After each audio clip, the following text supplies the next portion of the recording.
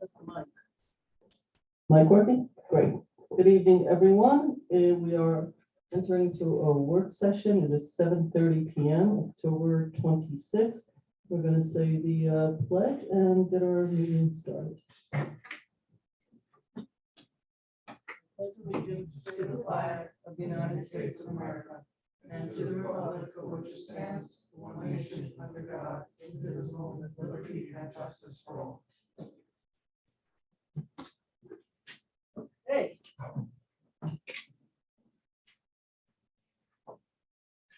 So, I feel like nobody can hear me.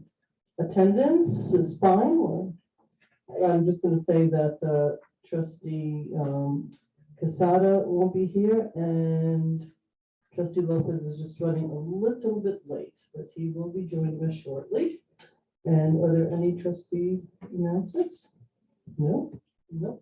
Okay, let me just say that regardless of who you are voting for, early voting in New York starts this Saturday, the 29th, and it goes to Saturday, Sunday, goes right up to the Sunday prior to Election Day, which is Tuesday, November 8th.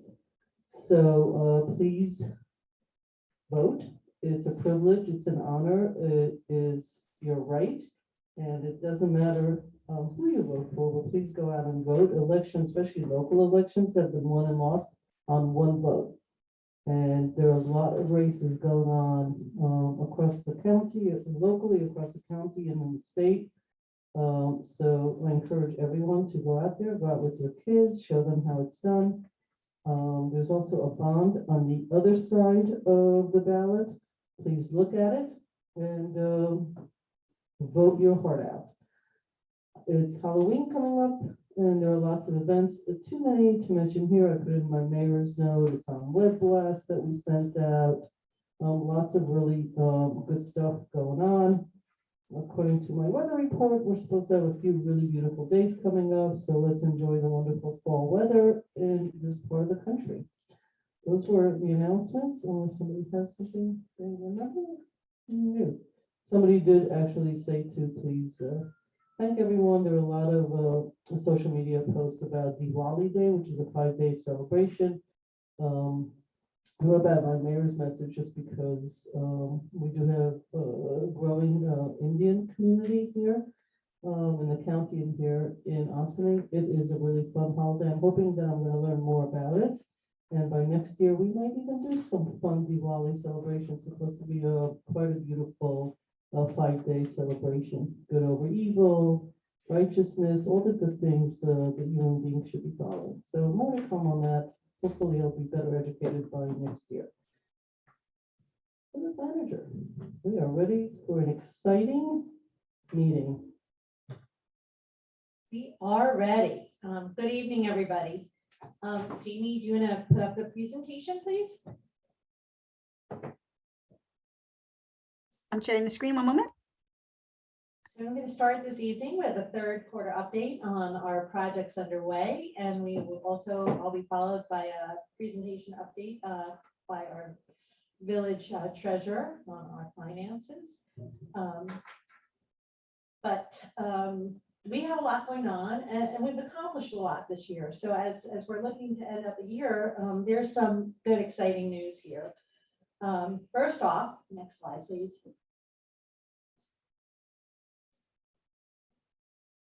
There we go.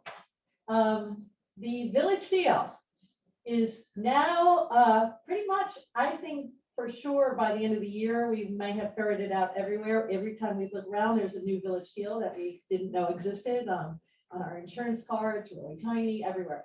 But we've done a good job, and thanks to Jamie Hoffman working with Paul Fraioli and the rest of our staff. As you can see, we have Eddie here putting the seal on one of our sanitation trucks, and pretty much we have a lot complete. Our website, digital flyers, electronic forms, our clerks embosser, door decals are up, and you might notice if you're walking around the building, some lapel pins, business cards are in process, so we should have them all done shortly. The decals you can see are going up as I speak.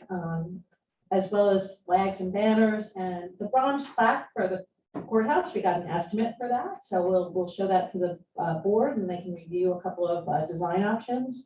And uniforms too are ordered and done, and we should be seeing people in their new village uniforms with the new village seal. So that's exciting. And notice that seal is quite large on the front. Okay, I just want to caveat, they are big Okay. seals. I know we're enjoying the work session. There's two things I just want to add. Number one, this actually came via a very serious conversation about our Indian head seal and really surveying the community at large about a seal that's been used for over 70 years. That in the 21st century, for some people, it meant their history and the way they grew up, and for other people, it was disrespectful with indigenous tribes. We did do a lot of surveying. We also went through, really the village staff and the board went through a whole lot of work to make sure that everyone was heard, that the majority did rule, and it's the majority of our residents and businesses. For those of you that are sort of just hearing about it, it's been in the works for over a year. We did get stuck a little bit with, deciding on the actual seal. As you would imagine, as my father used to say, 6 people in the room, 7 opinions. It's not easy, and it's something that's supposed to last a long time. But we did it, and we chose an artist who's local, highly successful, award-winning artist who's local to Ossining. I think it's a terrific, and I do see it more and more all over the place. And the reason the village manager is chuckling about the size is that we even got commentary, both from board members and from residents, about the fact that it's hard to see the identities on trucks and all that, and some of them are too small, and so we got a lot of opinions, and kudos to Jamie and everybody else on staff who really took a lot of effort to make this really a nice looking, though I know that you had a lot to do with this too, Dana, that this is, I think, going to last a long time. It really does feel like our village. It's not an easy project to take on. I wouldn't say it's life changing, but the truth is it's very important to really a lot of people. And I think it's very good looking. So thank you for rolling this out. And I know during supply side issues, just getting all these materials that we need, whether it's flags or emblems or stickies and business cards and all the other stuff, also was taken into consideration, by the way, is the cost of changing the seal after 70 years. And it is true, I walked around a lot today trying to get my exercise in. Like everything has our seal on it. It's like every little corner, there are trees with like people have put stakes in near the trees with our seal. It's sort of like crazy. So thank you for doing this. If it's possible, are you going on to your next topic with after the seal? Mhm. Okay, if it's possible, I think the county executive is also on Zoom, if I'm not mistaken. Am I right, Jamie? Yes, he is. Okay. Yes, he has his hand up. Did you like me to bring him over? Let me bring him on because I suspect that he is visiting with others as well. So let's bring him on. Is that okay? That is fine with Okay. me. Well, I mean, So I'm going to stop sharing as I bring him over. okay, let's do that. Okay. So if you'd like to turn your camera on and unmute yourself, we'll be able to see you. Thank you. Hello, County Executive Latimer. How are you? You're on mute, sir. Still muted.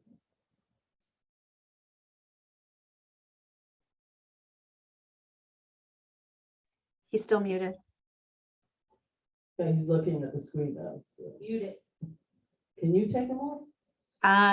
Yes, he's out now. There you are. I think you're on now. No, you can speak now. Let's see. Say hello.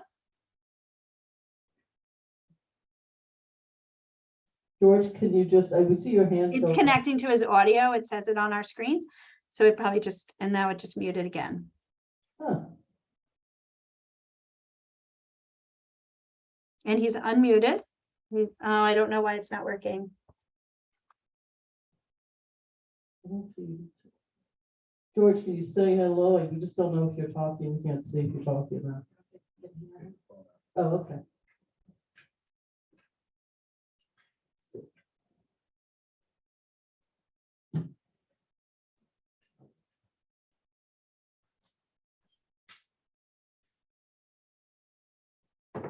George, if you'd like, I can call you. I can give you my phone number here. If you want to call me directly, I can put you on speakerphone. He may not be hearing this. I don't know if he can hear me either. He's got my number. Okay. Right, I just don't know that we'd be able to hear your phone, or you'd have to put it next to the microphone. We'll try. Can you hear me now on the phone? Yes, Yes. Okay. welcome. I apologize.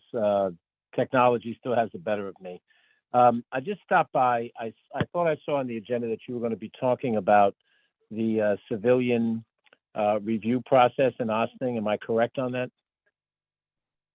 Yes, Correct. And I just wanted to just give you a quick update. I don't need to be on verbally. We are working at the county level on an Office of Police Accountability. The legislation has not yet been finalized by submission to the Board of Legislators. There are a couple of legislators who are the prime sponsors of the bill. And depending on where you are in your process, once we have a bill that is ready to be submitted, we'll be happy to share it with you so you can see what we're doing and whether it matches up in any way with what you're doing. The program that we ultimately will propose, and it'll be debated, and we'll see what happens, will allow a municipality to enter into the county program by an MOU if they don't have a program of their own. So it'll probably be interesting for you to see it depending on where you are with your progress. But I wanted to let you know that we're still probably about 30 days away from having a finalized document, but we will get it to you so that is part of your deliberations depending on where you are in your process. great. I appreciate it. We actually are using the county's program, the 3-year pilot for the mental health crisis unit, which is actually Right. housed in Austin, which I have to tell you, we're getting very strong reviews from both the police and residents. So we're very appreciative of the county. So we look forward to it, and we'll look at the two and see, what works the best for the residents. I think it's terrific. Thank you.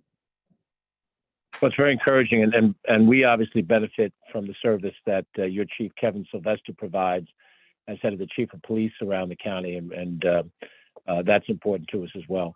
So, Madam Mayor, members of the board, I didn't want to interrupt your proceedings, but I'll go back to normal viewing role here and let you continue your work, and we'll work on anything that we have to work on cooperatively. Thank you very much. Aaron? Thank you. County executive.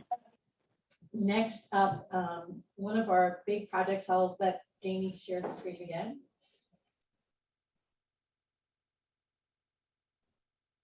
Just go to the, great, perfect, thank you. And I just noticed there is a village seal on there that we probably should stick her over. So no matter where you look, one shows up. So they're everywhere. It's like we're gonna be finding them, I think, for years to come, but we will do our best. Yeah, I think what really happens here is that Maddie has not informed you that we're playing like Find the Seal. Right. You know? Where's Waldo? Yes, we're gonna start doing a where's the old seal versus the new one and see if we can like give somebody a gift card at the end.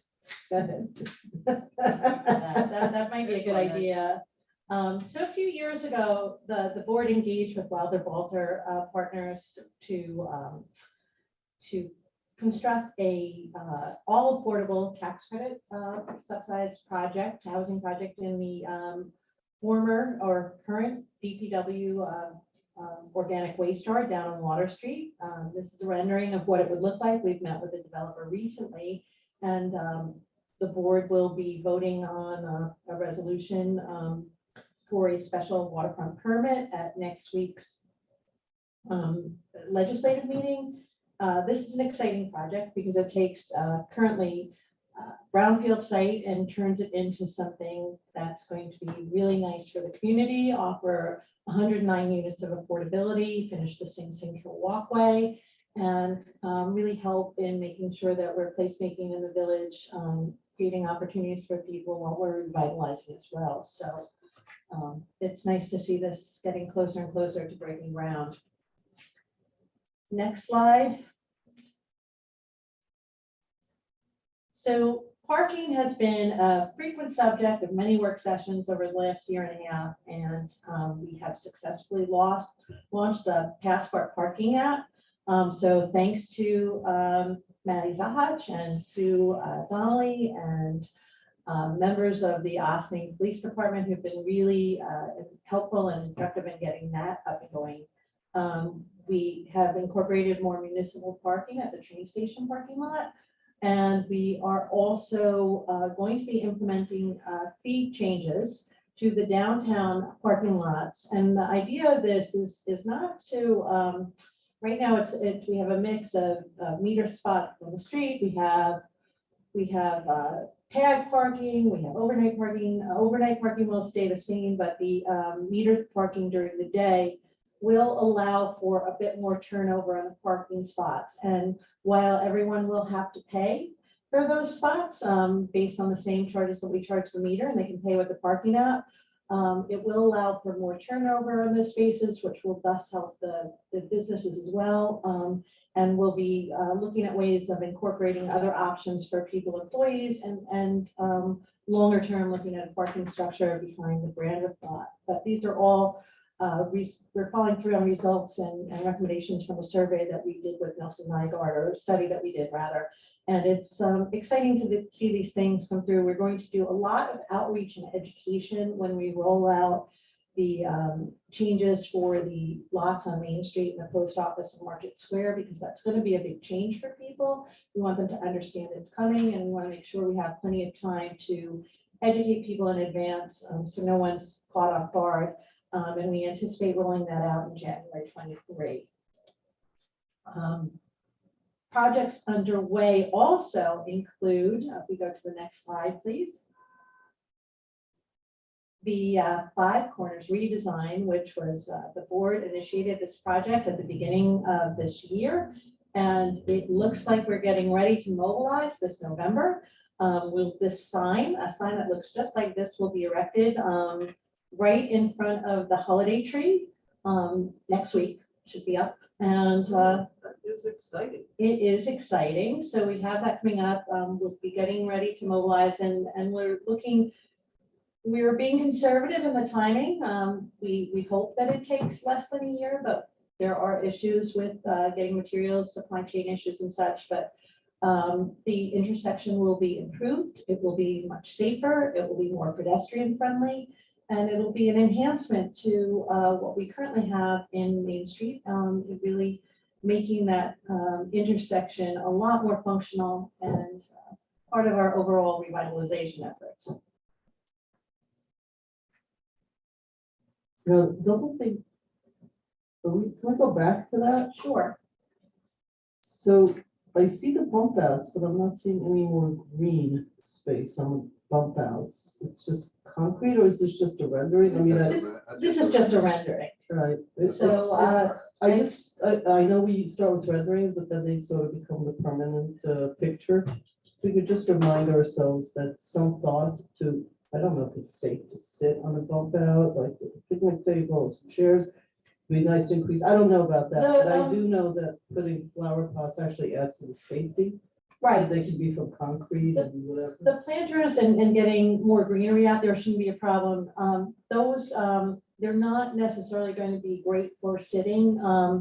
There's a steep hill that's incorporated there. And really, this is really, the bump outs are to facilitate the pedestrian, really narrowing the pedestrian walkway. But I think the incorporation of greenery shouldn't be a problem at all. And our Parks Department does a wonderful job of making sure that we have planters and flowers and things really all year round. And that's increasingly, whenever we can, we like to incorporate more greenery around the village and do so in a more sustainable way. Thanks. So that does have the new village seal. I just have to double check. Next slide, please. So I actually think what's happening is, because this is like the second or third time, I think that many of our consultants and vendors simply are cutting and pasting from old presentations. And so when you ask them to do stuff, we give you a page, they're just cutting and pasting and forgetting. They all need to get the new Yeah, well, this one has it, so Yeah. we're We're good on, well, this week We're good. waited, yeah. Yeah, the other one was from a Yeah, much yeah. longer time ago, but we'll maybe sticker over it. Route 9 Road Diet, and this is a project that the village has been talking about for quite some time, and it's really narrowing about a mile section of Route 9 from Cedar Lane at the north end of Route 9 to Cedar Place near Nelson Park at the south end. It would bring 4 lanes of traffic down to 2 lanes. It would incorporate parking, and it would facilitate traffic calming as well as greater walkability throughout the village. We've completed a study working with Creighton Manning, and that study has been submitted for the DOT, the Department of Transportation, for their review. And the village has requested $4 million for an implementation grant that was submitted to the federal government through their community project funding program. I just spoke with our consultant at Creighton Manning today. They are working with the New York State Department of Transportation to get them to provide a letter of concurrence on the project. And once that letter is done, that should help us hopefully to obtain funding from the state and or the federal government to execute this project. So we're hoping that this is something that we can do with some grant funding in the relatively near future. And this complements a lot of the other projects that we're doing. Also addresses our need to provide more on-street parking as well as walkability, bikeability, and greater ways to get around the village, more connectivity, and a better way to help some of our businesses that lack parking in those areas be more sustainable as well. Where's the community center in that picture? So the community center is, It's not in the picture. yeah, it's not in that picture. This is 200 Main Street. Right. So And it's then just, across from the green is 200 Main, so. so the it's- community center, if you is extend the off picture the out, it's, street. yeah, Is there a crosswalk over there still? Because there's one there now, I think.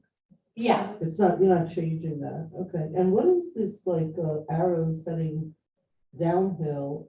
That's the hashed out part of Church Street for emergency vehicles.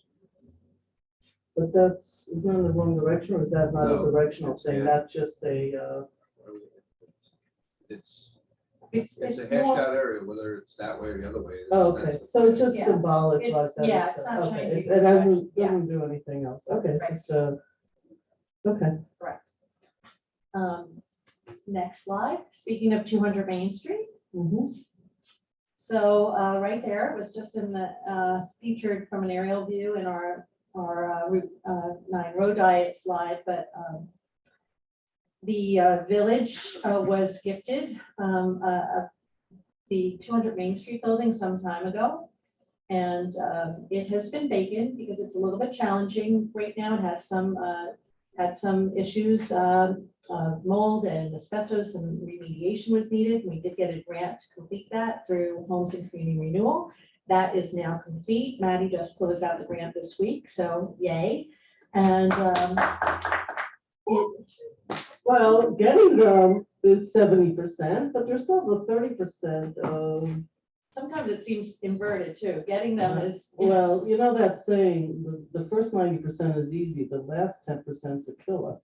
But no, that's really great news. It is really great news, and we've been able to take care of the remediation of the building through the downtown revitalization initiative. We requested funding for that building, a little over $1.5 million, and that would fund a heating and cooling system within the building, as well as an elevator, which would need to be done no matter what the use of the building is going forward.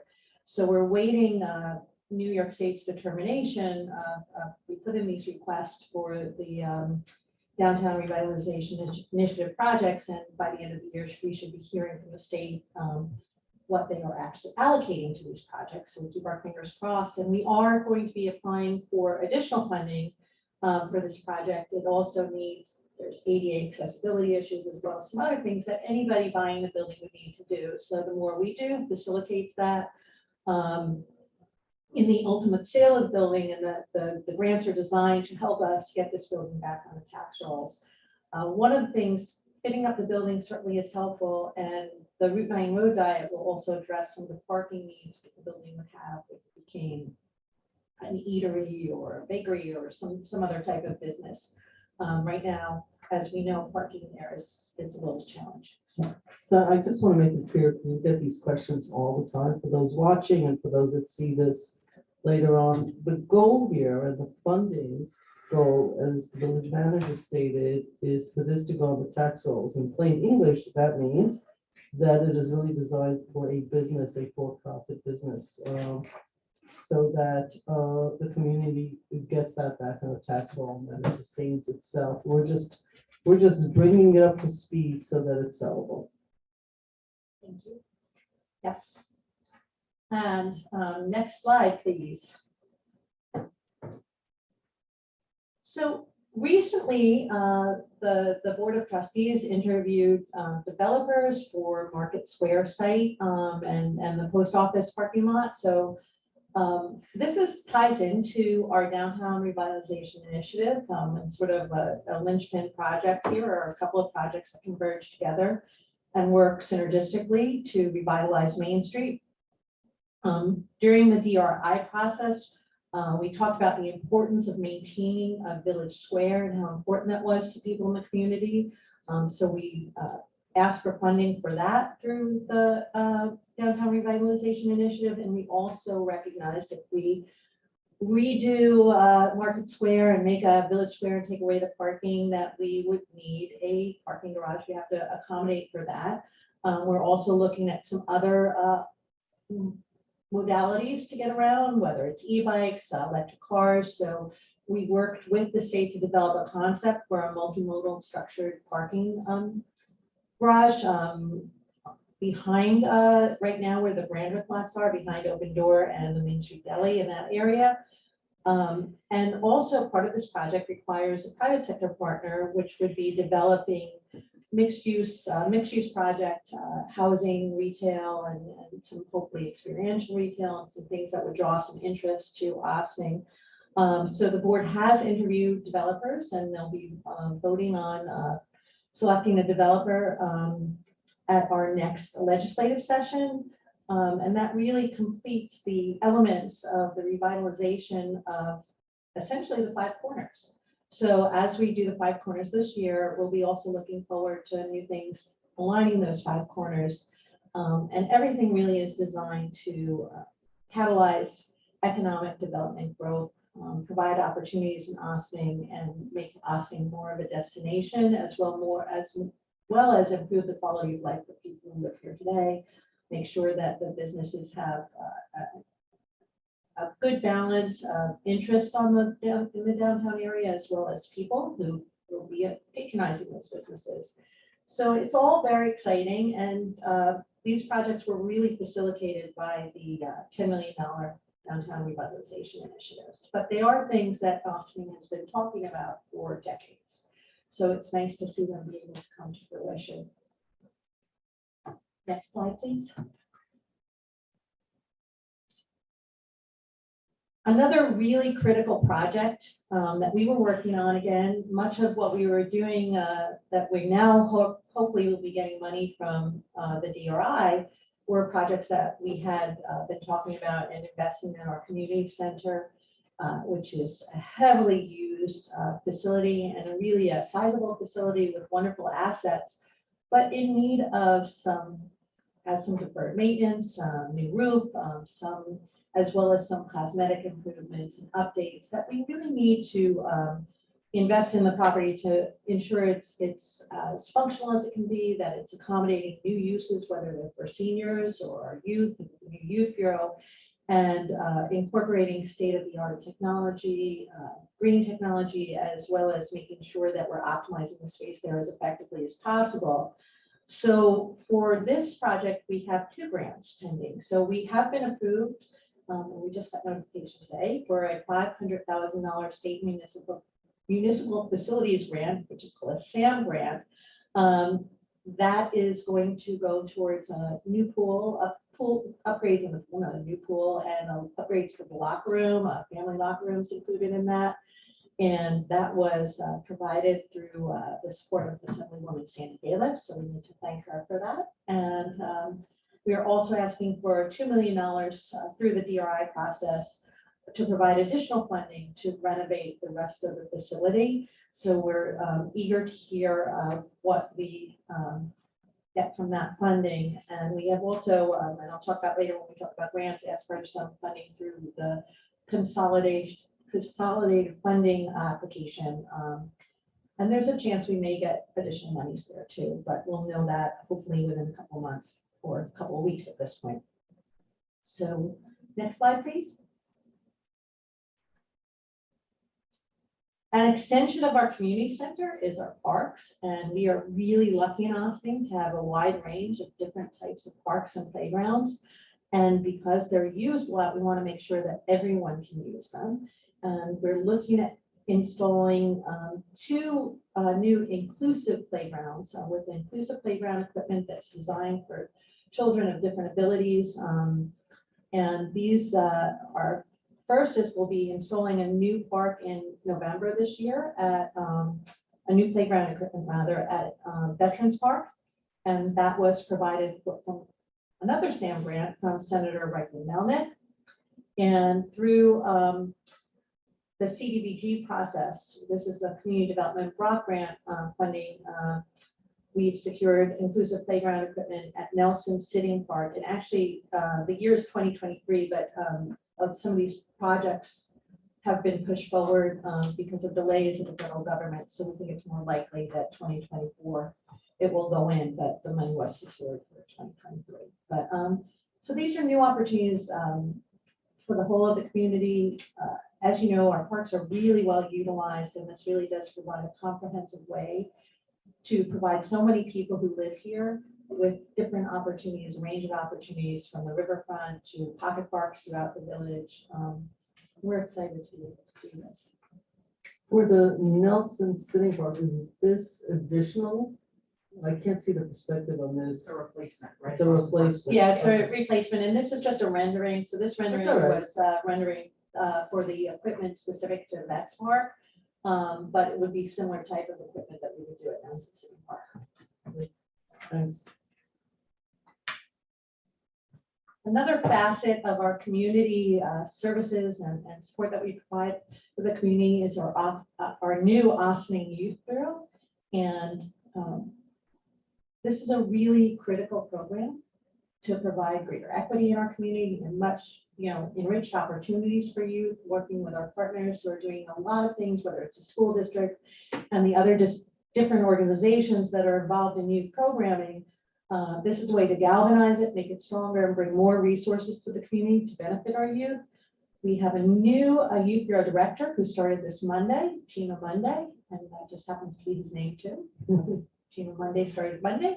And he hit the ground running at a Communities That Cares Coalition meeting and was able to meet virtually all of our key stakeholders his very first day on the job, and was engaged in a workshop that they ran on ensuring children thrive in Austining. We recently just applied for 2 Invest in Kids grants through the County Youth Bureau, and one is in partnership with the for an after-school program with the Austining Library, and that's the Austining Youth Engaged in Success, or OES project, as well as a water safety program, which would provide free swimming instruction as well as lifeguard training. So it could provide a certain amount of job opportunities too, in addition to swimming lessons and water safety for children and youth in Austining. And we have, we're working with a Perio group, Perio New York, it's a consulting group that's performing a needs assessment right now for the youth bureau. So that will give us a lot more data that we can use as we apply for grants and we look for effective programming for it. Is that, the needs assessment is tomorrow, right? Yeah, we do have a needs assessment committee meeting tomorrow night at 5:30.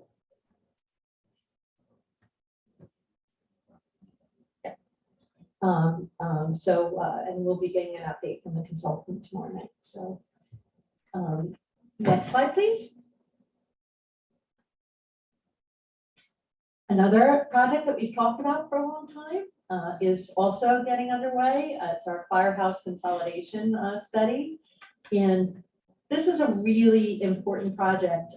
We've done studies before, but we want to make sure this is a study that ensures that we get to the next step.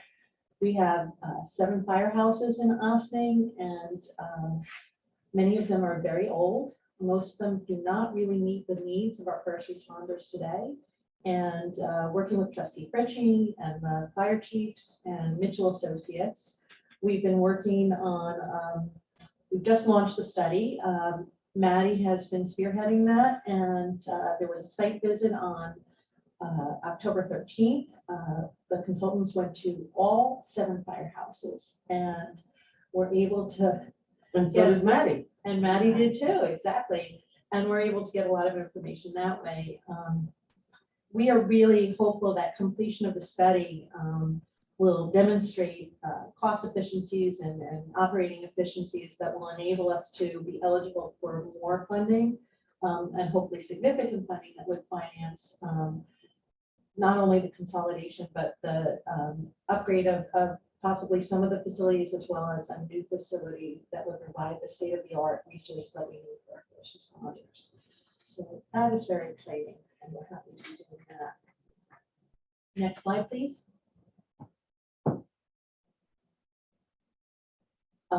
We say many times that we are working to create the greenest village in the county and country and the world. But we're getting a really good start. We have a rain garden plan for Wishing Park. We may be looking at other locations for rain gardens as well, because we are learning a lot about rain gardens and where they need to be. We have our village park staff is training, has been trained for to use electric equipment for park maintenance, as well as they are becoming experts in tree planting and maintenance as well, which is something that we really need in the village. We have a lot of trees, and we are educating all staff on the best ways to maintain, improve, and take care of our trees. We are working with whether it's Green Ossining or Sustainable Westchester on numerous opportunities that provide community benefits, whether it's helping people save on their electric bill or providing them resources for more efficient heating and cooling systems or solar roofs, any number of ways. We partner with organizations to make sure we're providing access to our community, encouraging our community to take more advantage of opportunities to be green. And much of our development focus, as the projects I've talked about, are focused on greater walkability, greater bikeability. And in addition, we're making sure that, as the mayor mentioned before, when we're doing new projects, that we're incorporating green space wherever we can, whether it's something small to just make sure that we're attracting pollinators, or it's making things look nice, or larger scale projects where we hopefully will be incorporating some possibly green walls and things that are relatively new on the development area into some of our buildings or parking garages or other things. So a lot of exciting things. We really do try to keep ourselves educated. Maddie does a great job at organizing a lot of these groups and running some of these programs, and Jamie Hoffman does an amazing job of getting the word out, and we've really galvanized our entire staff to get on board with going green. So it's exciting, and everybody is enjoying it too, and it's a great way to make the community better and learn a lot too. So next slide, please. A continuation of these efforts are solar roofs and canopies that will be coming to Ossining in the very near future. And in fact, we just got word that at our operations center over at the central garage, a solar roof is scheduled for installation within the next couple of weeks, months. I think they're going to start mobilizing and getting equipment here in November. So we should start seeing the roof go up this winter. So that's between now and probably January. So that's very exciting. And we have plans for a solar canopy in the parking lot, the train station on the east side of the lot. So that'll provide some coverage for cars while providing some energy as well. So nice things happening. Probably one of, if you, Jamie, go to the next slide, please. One of our most important initiatives when we're talking about the environment is the Indian Brook water treatment plant. And the current plant is now past its useful life. It's about almost 40 years old. Plans for a new plant have been submitted to the Westchester County Department of Health, New York State Department of Health. We just got go ahead today from the county. The plans are now back at the state for final approval. And we are hoping that we will be able to bid on this project soon. This is probably one of the largest undertakings that the community has done perhaps ever, but it's also one of the most important. The new facility will meet all new standards for water quality, and that includes new regulations for lead and copper in the water, as well as the ability to mitigate some of the things that we're seeing through algae blooms that have an effect on taste and odor of the water. There's a lot of things that we need to do to make sure we're prepared for a slightly different world going forward when it comes to water resources, and we see that played out all throughout the country and the world. So this is a really important step, and we are eager to get started on it. It's taken a long time because it's part of a big project, but also due to COVID, this project is, we would have liked to have started this already, but we are hopefully going to be starting it very soon.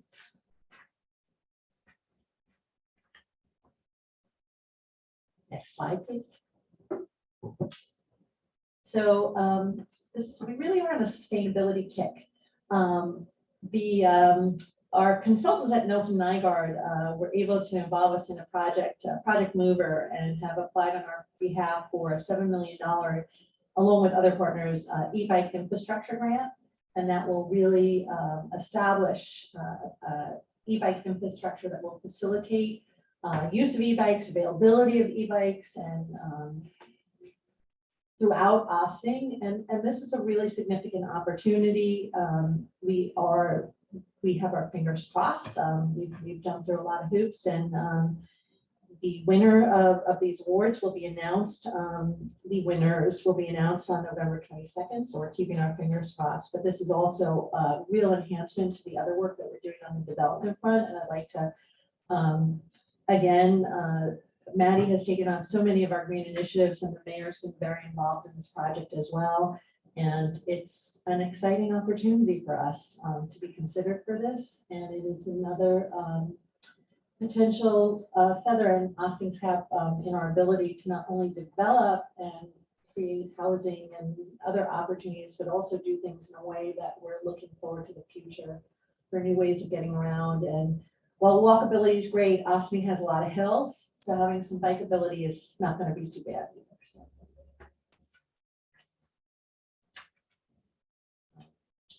Next slide, please. So I just wanted to provide a summary. A lot of the projects that we're doing because we've received grant funding to do it. And once you get the money, it's a good way to get things done. So between 21 and some of these grants are multi-year grants that go out to 2023, but the bulk of the money that's coming in was 21 and 22, a little over $13 million in grant funding. From everything from the $10 million downtown revitalization initiative to more recently $50,000 grant to do, it's a Hudson River Estuary grant program that will help us design a more resilient and walkable waterfront. A lot going on here. We are able to increase our youth bureau capacity, playgrounds, Firehouse consolidation. We also have some monies coming in from the American Rescue Plan for COVID relief. I think it's important to remember too, though, this money, the way this money comes in is it's very project or program specific. There's not a lot of latitude to move it around to different pots here. When it comes in, it is specific for a specific goal that meets the goals and objectives of the village, and usually the entity, whether it's usually the state or the federal government, aligned with their initiatives to promote environmental sustainability or benefits for youth or economic development. All of the funding requires fairly rigorous reporting. We have to account for every dollar. The money's just not given to us, and we don't have carte blanche with it. Most of the grants are reimbursable, which means the village has to, in some cases, even bond for the money because we have to pay the project off and then get reimbursed once we've done that successfully. And that process can be quite rigorous too. So if we're not doing that right, we won't get the reimbursement for the grant. And it's really important to understand that the funding can be used for great benefit for the community, but it can't be used for general operating expenses, salaries typically, or filling gaps. It is really very specific, and it usually comes with matching grants, matching contributions from the village as well. Ultimately, this money, though, does help us get us much further along for projects that would be very expensive and take some of the burden off the taxpayer in the process. And then we also have several grants pending. Jamie, if you can go to the next slide, please. So including Project Mover, which is the biggest grant, as well as our second largest grant opportunity, which would be the $4 million for the Route 9 road diet. We have almost $15 million pending for that we should hear about either some of them the end of this year, or some of them next year. And in some cases, we are asking for additional funds for projects that were identified in the DRI. Through the consolidated funding application, which is also done from New York State. We did receive word, good news, that we were identified the local waterfront revitalization planning grant, which would help us make amendments to and update our current local waterfront revitalization plan. We are, that is a priority project that's been identified, so that means doesn't mean we got the funding, but it looks good. It doesn't necessarily mean we didn't get the other funding, but we'll have to see. And we're also waiting for the state to decide on the DRI too. Next slide, please.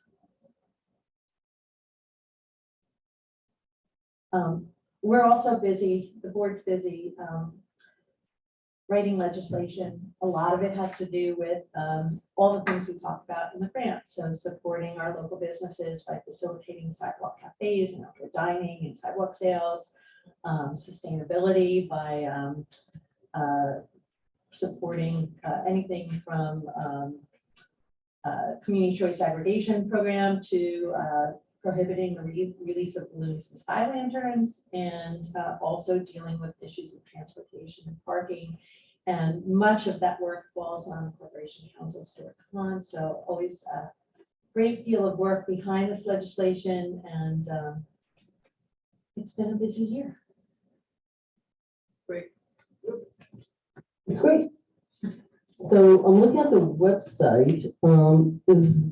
I know why it's not on there yet, but is it possible to put that presentation as a link to the Q3 review on the website? Absolutely. And before we put it on, I think it would be helpful if at the bottom left, bottom right, there is like today's date, because these things sort of take a life of their own and people use them. So, especially the numbers with things pending and all that. Okay. So, I am like dizzy, and I knew all these things. It's just so much in 21 and 22. It's amazing. And it's really interesting. So we're not even mentioning or talking about COVID, which, took up so much of our life, and it's not really over. There's still stuff going on. So this is really, it's fantastic. I mean, I hope everybody's proud. I mean, I know I feel proud. The work that's being done, and think about all the work that's going to have to get done, because now we're looking at paper, but then this stuff actually has to get done. Super excited. I was standing actually on the corner today for a while for the highway intersection, just like sort of watching the cars go by and all that. It's going to be cool when the sign goes up. People will actually see some activity, and I think it's going to be great. Any questions? Comments, aside from a big thank you to everybody? Still waiting for my tip for the ride today. So I waited for a cab that I was told will take 5 minutes, because I had my car being repaired. So I watched all the guys and women, I'm sure, in the fire trucks pass by, in training, Fritchie walks over. Half hour later, to ask me why I'm still standing at the same exact spot in the intersection. But it was great because I got to watch things, but he drove me. So here's the tip, the weather's really nice for the next 5 days. But thank you for picking, it was good though to stand there, and it's a beautiful day, but it's really because I was also shopping, so it was really interesting to just watch the interaction and who's going where. I think you and I bumped into each We other did. earlier, actually, yeah. Yeah. Okay, We were all out and about. So thank you for that. We really have a great team. Everybody works really hard.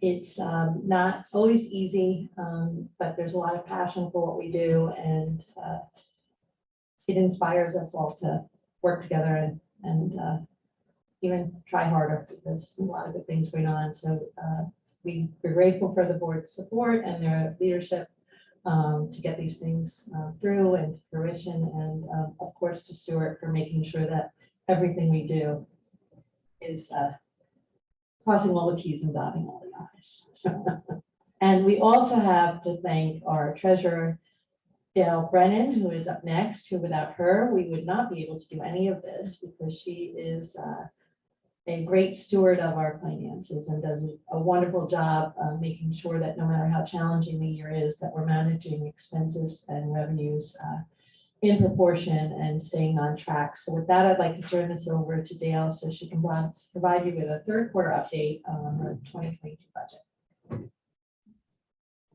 Thank you, Village Manager Tesori. Good evening, Mayor, Village Board.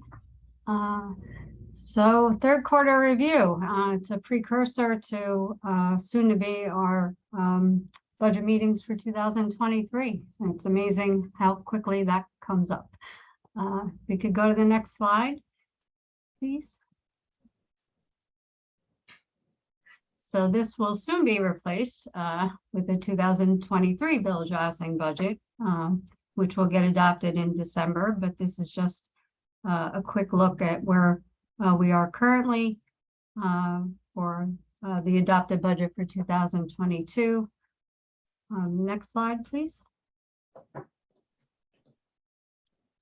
This is an updated listing for our fund balance amounts for 2022. We did present to the board, and it was approved to move $600,000 from our unassigned fund balance for the Caputo Center, the pool part of that project that has the $500,000 funding, and then $400,000 for the elevator at 16 Croton Avenue. Thank goodness that will be well received. So thank you for that. Next slide. So here's a listing of our adjusted budgets for revenues, because along the way, that appropriated fund balance amount did change with those two additions of funding usage. Real property taxes, we are through our second quarter, our second installment, which was due in July. We are doing well in our collections. We'll send out delinquent notices again next month to hopefully get more of those revenues in, so our receivable at year end isn't as high. We did have a redemption date on our 2020 liens. That redemption date was on October 18th. I believe we still have 5 properties that are past that redemption date. But I have been in contact with a few of those owners, so hopefully those will get cleaned up shortly. On the right side, I have done an estimate of projections for our year end, total revenues to be received for the associated items. We have only received 2 of the 4 quarters for sales tax so far this year, but the projection that came in for the third quarter is about 10% more than last year for the same quarter. So we are definitely on track with our projections for estimated sales tax revenue. Justice court revenues have been strong. So that is another area that we are going to see us exceed the current budget for 2022.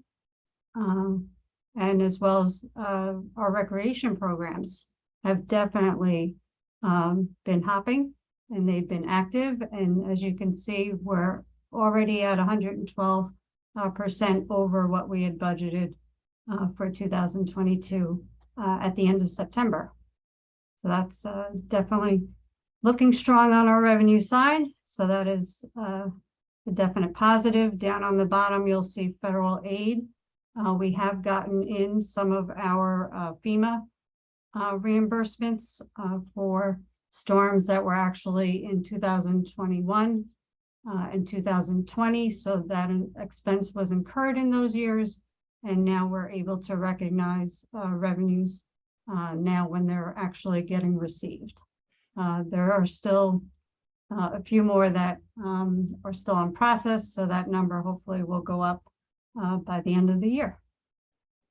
If you look at the line for sale property comp loss, which has the insurance recoveries exceeding budget, and sales surplus equipment. So we were able to sell some equipment for our Department of Public Works, as well as a fire truck. So that was a one-time revenue source for 2022. We did use some of that revenue to offset our increases in fuel and heating oil expenses earlier this year, so that we could make sure we were covered to year end. Next slide. Hold on, Dale. Yeah. Sorry, can you hear me? Yes. Any surprises? I get the commuter piece and all that. Anything in a couple of bonuses that occurred? Any surprises that we should be aware of? Not so much on the revenue side. You do have some like the station parking that did not come up to budget, which there's still time with. There were changes that were made with the station parking, with going to a daily rate and then an hourly rate. So I'm hoping that picks up, you know, as we move forward towards the end of the year. I think other than that, revenues are really have really been strong. So I don't have any concerns on the revenue side, but we'll talk about expenses when we get there. So here's our 3-year expenditure comparison. So it's general government, and I'll go into more detail when we get to the next slide. Public safety, transportation, economic opportunity and development, culture and recreation, home and community services, employee benefits, debt service, and interfund transfers. If you go to the next slide. So general government, that category contains the mayor, the board, the manager, IT, finance, corporation counsel, the municipal building here, any expenses associated with that, as well as the armory, our general liability insurance, and our contingency account is housed there. Currently, our budget is at 60% expended to date.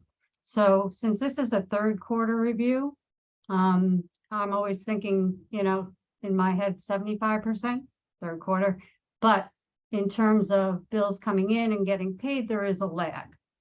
So I think, you know, 60, you know, to 70% is a good number for each of these categories as we go through. Public safety, that holds our police, our civilian police, the police building proper, traffic and animal control, our fire department, and our building department expenses. So as you can see there, they are at 62% expended to date. Transportation is our street administration, street maintenance, snow. So we will cross our fingers and hope that it does not by the end of the year. Street lighting and off-street parking. And to date, we're at 66% expended. Economic opportunity development, which is our publicity account, expenditures and economic opportunity, we're at 52%. Next slide.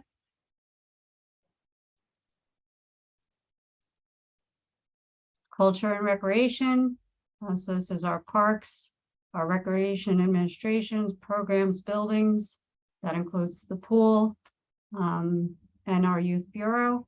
That is at 75% expended to date of the budget, which might seem high, but does not concern me for that type of department because most of their expenses are focused more in the summer, spring months. So they're still on target. Home and community service is our zoning, our planning department, storm sewers, our refuse and our recycle, street cleaning and shade trees, and they're at 68%. Employee benefits, which is our retirement, our FICA and Medicare, workers' compensation, our health, dental, life insurance, and unemployment is at 71% expended to date. And we'll talk about that a little more as we go on. Our debt service, which is our short-term debt, we've already expended all of that back in September when we went to market and renewed our ban and borrowed for our current year expenses. And then installment debt. We have a few payments coming due, which come through our Power Authority bills, and they get paid with our monthly electric. Interfund transfers are all our bond payments, our transfers to Section 8, and transfers to the capital fund. So as you know, we had those two transfers for the elevator and for the community center. Next slide. So using a high level analysis, and we'll be going into this in more detail as we go through the 2023 budget process. But currently, I'm projecting that our salary expenditures will be under budget by $689,000, with associated benefits being under budget by $179,000. Our workers' compensation expenditures for all the funds, general, water, and sewer, will be about $548,000 under budget. As the board is aware, because we did a budget adjustment back in July, our unleaded diesel and fuel expenditures were projected to be over budget by $220,000. And then currently, our health insurance expenditures for all funds are estimated at $8.9 million. From that number, we do get an RX reimbursement amount for mail-in prescriptions, and that's provided by our healthcare provider. We also get stop-loss recoveries for anybody that unfortunately has reached the cap for health claims. Then our stop-loss coverage comes in and takes over. So at this point, our net projections for our health costs, so that's the expenses minus any reimbursements coming through, are at $7.199 million. In this, we had budgeted $6.788 million with a net amount of $6.45. So I would like to propose a budget adjustment as well as an increase to our blanket purchase order for the legislative meeting on November 2nd. And that's attached in the next slide.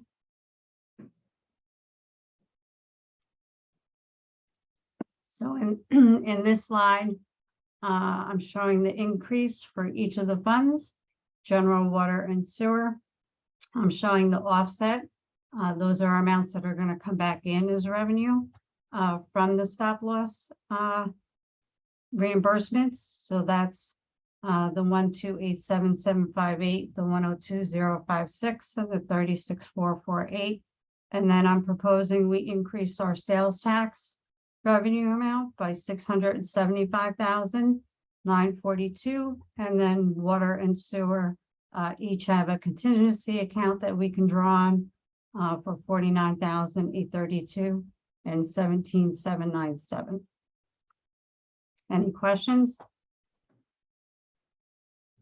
Thanks, Dan. Let's have a question. So if I hear this right, our benefits, I mean, you're asking for adjustments in order to make everything match up. But the reality is that benefits are up about 650 or so thousand, a little north of that. Is that right? The health costs are up, yes, for 2022, and they're also we're using a projection to cover hopefully for 2023 when we get to the budget process. Right. How much are the health numbers up? Health insurance numbers up? It's about $1 million for 2023 from 2022. And from 2022 or 21, what's the difference? I'd have to go back and look at that. But I think it was off the top of my head, maybe half of that amount, 400,000, somewhere in that arena. For 2 years of pretty dramatic jumps, right? Yes. Okay, more than a third. I think when I looked at the projections for 23, it was at a 12% Oh, okay. increase. Where,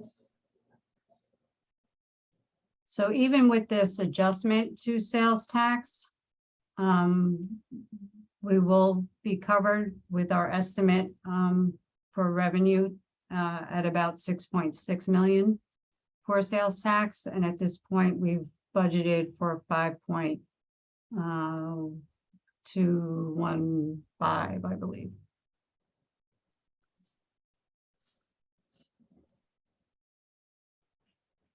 So that's taken into consideration in my analysis.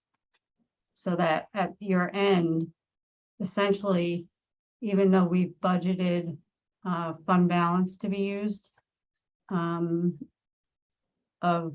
the 1.786, I believe, which is on the first screen, I think at year end, we'll either have fund balance remain flat or add a little bit back. Not as much as we did last year, because last year we added 2.5 million to our unassigned fund balance. But we're strong, we're steady.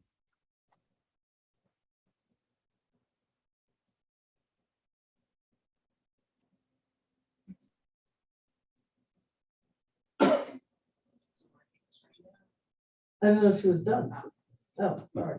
See, now that I see the word questions, I know it's done. Thank you. Thanks, Gail. Thank you very much. Grateful for all the work you guys doing, keeping us. There are a lot of municipalities that didn't make out so well during COVID, and are still suffering for not being as conservative as we are. But we here in Austin know that we've seen some major hits during recessionary cycles, and they take, you know, it collapses in a year and it takes a number of years to recover. So I appreciate the staff really being conservative. Next year should be another interesting year because the news is not, in the analysis, not so clear exactly what's happening to the market and exactly the value of the dollar and exactly whether we're in a recession or prosperity, depending on who you listen to. typically in an election year, those kind of things happen, but it's usually at the national level, not where we are today. So it'll be an interesting year.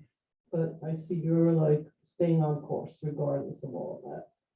So, and I think that was a smart move with the bonds in September, because that I think was sort of a stroke of genius, frankly. So thank you for that. All right. Thank you. Comment, we're gonna go to a budget process like in the next few days. But until then, questions?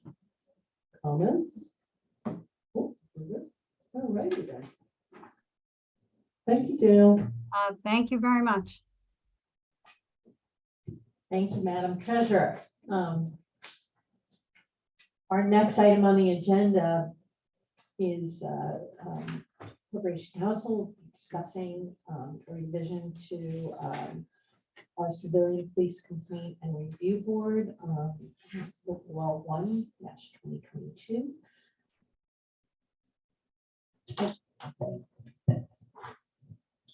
I can talk really loud if you want. Doesn't work. Good evening, everyone, and thank you. Stuart, I can't hear you. I'm sorry. How's it now? So much better. Thank you. Okay, glad I can please. Good evening, folks. Earlier today, I sent over to you what I have titled the October 2022 revision of proposed local law 1. And by the way, beginning next year, we're not going to number our proposed local laws. We're just going to call them local law, proposed local law without a number, because what happens is our numbering of our actual laws and the proposed do not always match. And I got a desperate call from Martha, wondering exactly what happened to proposed local law 10, and did we adopt it as proposed local law 6?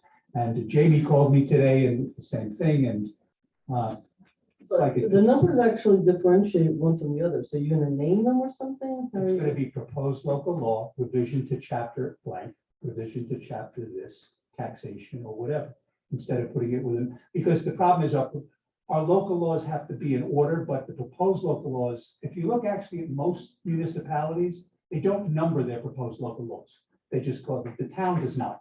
And most other places just call it proposed local law, whatever, but It's that's. the only way I've been able to follow anything, so Well, I'm gonna have to adjust my thinking. we'll give it a name, but, and trustee Lopez, before you came in here, we had the county executive on briefly, who was mentioning that the county is preparing legislation to create a sort of an Office of Police Accountability, which would allow for a memorandum of understanding between the county and departments that don't have essentially CPCRBs.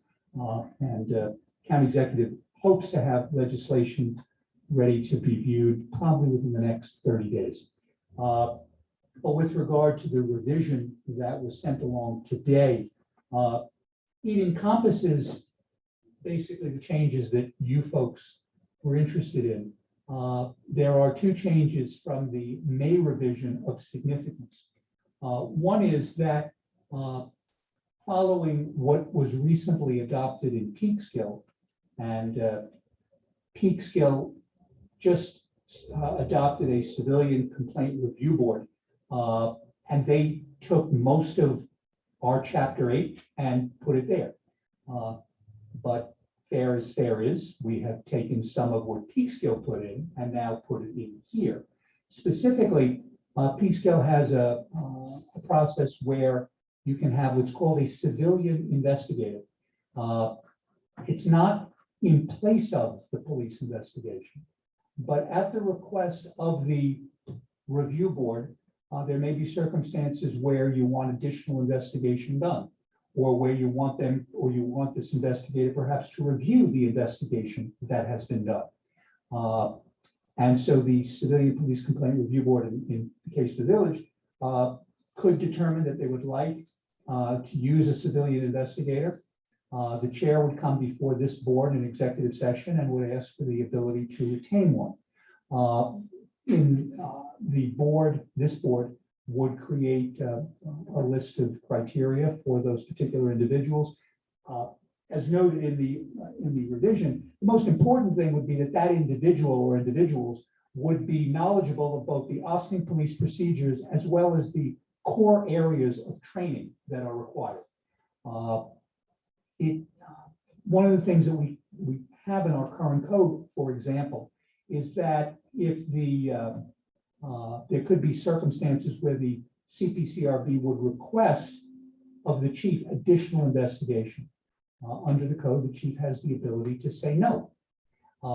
This would be one of those circumstances where the CPCRB would say, okay, we will then like a civilian investigator to go out and do some additional investigation, perhaps talk to some other witnesses or do other things like that.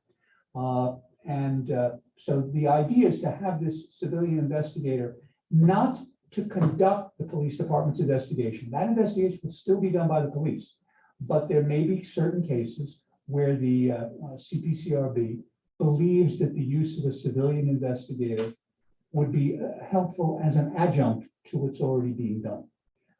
And so that would be the role of the police, of the civilian investigator in these matters. The role is laid out in proposed local law 1. It's also a defined term as to what the civilian investigator would do. Another significant change from this version to the earlier version, and even to our current code has it that if there is a dispute between the board, CPCRB, and the chief as to the recommendation, let's say the chief says, I find that the person should be exonerated, and the board says, no, it's a substantiated charge. Under the current code, that comes before the Board of Trustees to hear it. The fact of the matter is that's totally inappropriate because you're the Board of Police Commissioners. You can't be hearing about a charge before there's a charge made. You can't be hearing about a complaint, in essence, in detail before a charge is made, because you are in fact the deciding body. So I'm not sure why it was written that way, but it sort of puts the cart before the horse and puts you in a judicial role before there's a role for you to have. So the difference here is that that language has been taken out of the ordinance. And instead, if there is a difference, the board is allowed, the CPCRB can come to this board, say, we'd like a civilian investigator, we have this kind of complaint without going into details. Assuming that this board agrees for the retention of a civilian investigator, that investigator could do some more work. And that work would then be used with the police department's investigation to allow the Board of Trustees, or allow the CPCRB to issue a recommendation. It's always fair that in the event that the chief prefers disciplinary charges, this board could ask as part of that process, was there a complaint and would the CPCRB find?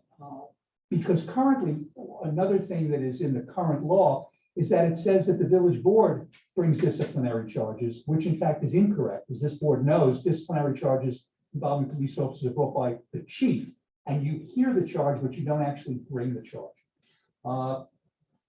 So that's been done here. As I said, we've also done a few things that this board had asked. For example, the board wanted to tone down the language that we had with regard to the direct quote from the penal law as to the effect of what would happen if you basically give a false statement. Previously, we had quoted directly from the penal law, or that was the proposal in the revision. Instead, I've adopted or put in here what is now used in the city of Schenectady, which is the language is basically this: the complaint form should include a statement that the filing of a complaint is not a bar to filing a lawsuit for injury or damages, nor a bar to prosecution for perjury for filing a false complaint. That's all it would say. It would say it underneath the signature line in English or in Spanish, but that would be there. It's not going to refer to CPL 2010-45, but it's going to basically say that, you know, you can file a claim, but you should also know that there's an issue there. The reason that some statement is needed is because, unlike other circumstances, under the revision to the criminal procedure law. If the district attorney or someone under the district attorney, in this case, the police, is aware of evidence which could impeach the testimony of an individual, in this case, a police officer, that is something that has to be disclosed. So if you have a circumstance where it is a charge, but it hasn't been determined to be a falsely made charge, that has to be turned over to the DA, and the DA has to turn that over to the defense in a case. So we believe, at least I believe, it is important that if you don't wish to quote directly from the criminal procedure law, you at least tell the person who's filing that, if there is a false instrument, there could be an issue, as much as you could bring a lawsuit on the other side. So that's what is followed by the city of Schenectady, for example. They do that. We've kept the idea that the appointment of the chair and vice chair would be something done by this board.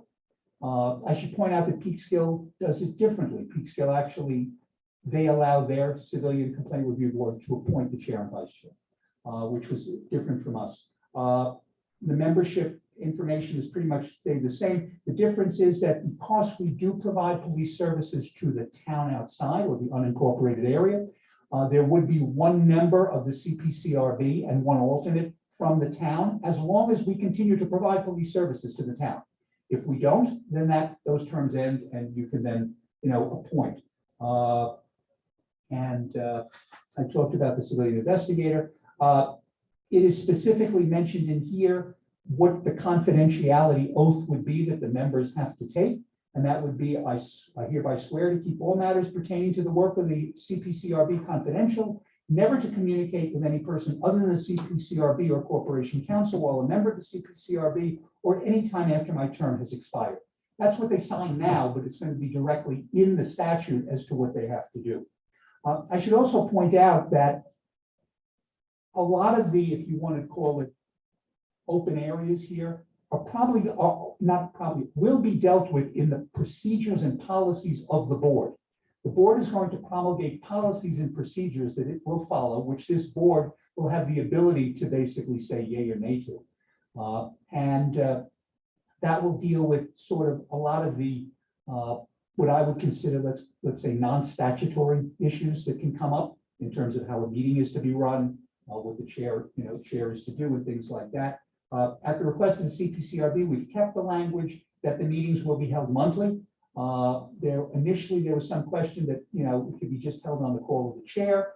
They'll now be held monthly, and if there is no complaint, the meeting will be for training. Also, differing from Peekskill, the view here is that if a complaint is being discussed, that's an executive session of the CPCRB. But the remainder of the meeting can be open to the public, because that's going to talk about training, that's going to talk about, maybe police procedures, that's open, and it can be, and it can be there. One thing that was in the Peekskill code that they added, which I think I put in here because I thought actually it was nice to have, is the following. All CPCRB members will attend a meeting conducted by the village board to educate members of the public on the role of the CPCRB and to enable CPCRB members and the village board to hear different perspectives regarding police-civilian interactions. Peekskill's added that in as something to have. Now remember, Peekskill doesn't have a board yet at all. They've just started it. But the idea is to get more engagement of the public.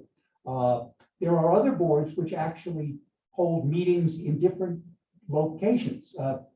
Pittsburgh, which of course is a large city, they hold their meetings of their civilian review board in each of the councilmanic districts. So they rotate to hold their meetings. And when they have to go into executive session, they do, but otherwise they hold their meetings that way. So they hold it at different locations. And I know one thought was we could hold it at, houses of worship, we could hold it at other locations.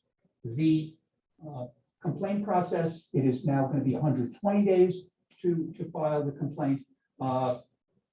I've included something in here, which again is in the peak skill ordinance, but we had before, but I think it's clearer now, which would say in instances where the complainant is unable to write and or sign the complaint due to physical disability or any other inability to read, write, or communicate in English or Spanish, the staff member receiving the complaint will make all possible efforts to accommodate the complainant by and not limited to recording the complaint as verbally dictated to the staff member and attesting to the truth of the information. So we may have individuals who don't want to be anonymous, but for whatever reason can't fill out the complaint form. Staff members can assist. In that regard, with the intention is to have complaint forms available, not just at village buildings, but potentially houses of worship, neighborhood centers, and things like that. And the plan would be to have people at those locations at least be able to help the person fill it out so then they can get the complaint form done. Because one of the things that we heard from both the PRAC, Police Reform Advisory Committee, and from the CPCRB is that they like the forms available on a broader basis, either through website, which is one thing. We're getting, I'm getting, when complaints come in, lately I get them, through the clerk's office, and the clerk's office sends it up. People are just coming in, they're filing the complaints. Not there've been many, but that's been the what's recently been happening here. We did have, and we do have in our code currently, that there are exceptions when the CPCRB will not hear a complaint. That's primarily if there is an ongoing criminal investigation at this time, if there are criminal charges pending, if there is a filed civil action regarding the particular complaint. Peekskill had some other language which I thought was helpful because it clarified a few things. And there would be an exception where there are cases that are referred directly to the Ossining Police Department Internal Affairs or the county attorney's, district attorney's office, or by a special prosecutor. These would be circumstances where it's effectively a criminal charge is being considered against an officer. That would not be within the CPCRB. Additionally, there could be circumstances where there is a CPCRB complaint, and during the course of the complaint, the DA's office says, we now want to investigate this. The CPCRB at that point would stop its investigation. Now, we do have a provision in our code, and it has not come out, which is that under certain circumstances, the CPCRB can request that even if, for example, there's a civil action pending, they may be allowed to continue and consider the complaint. Ultimately, that is my call. The way it's worded is the Corporation Council, if there is an ongoing investigation going on, can determine if in fact that complaint should be heard. So it's in here now. I think we've only had one circumstance where since in my tenure where the CPCRB has asked that a complaint be continued even while there was a matter pending. I did not grant that request in that case because I think it was an ongoing criminal investigation at that time. And I did not want to create issues with the district attorney's office. The local law does put in specific timeframes in terms of when the complaint has to be received, in terms of when it has to be turned over to the police, when an acknowledgement letter has to go out.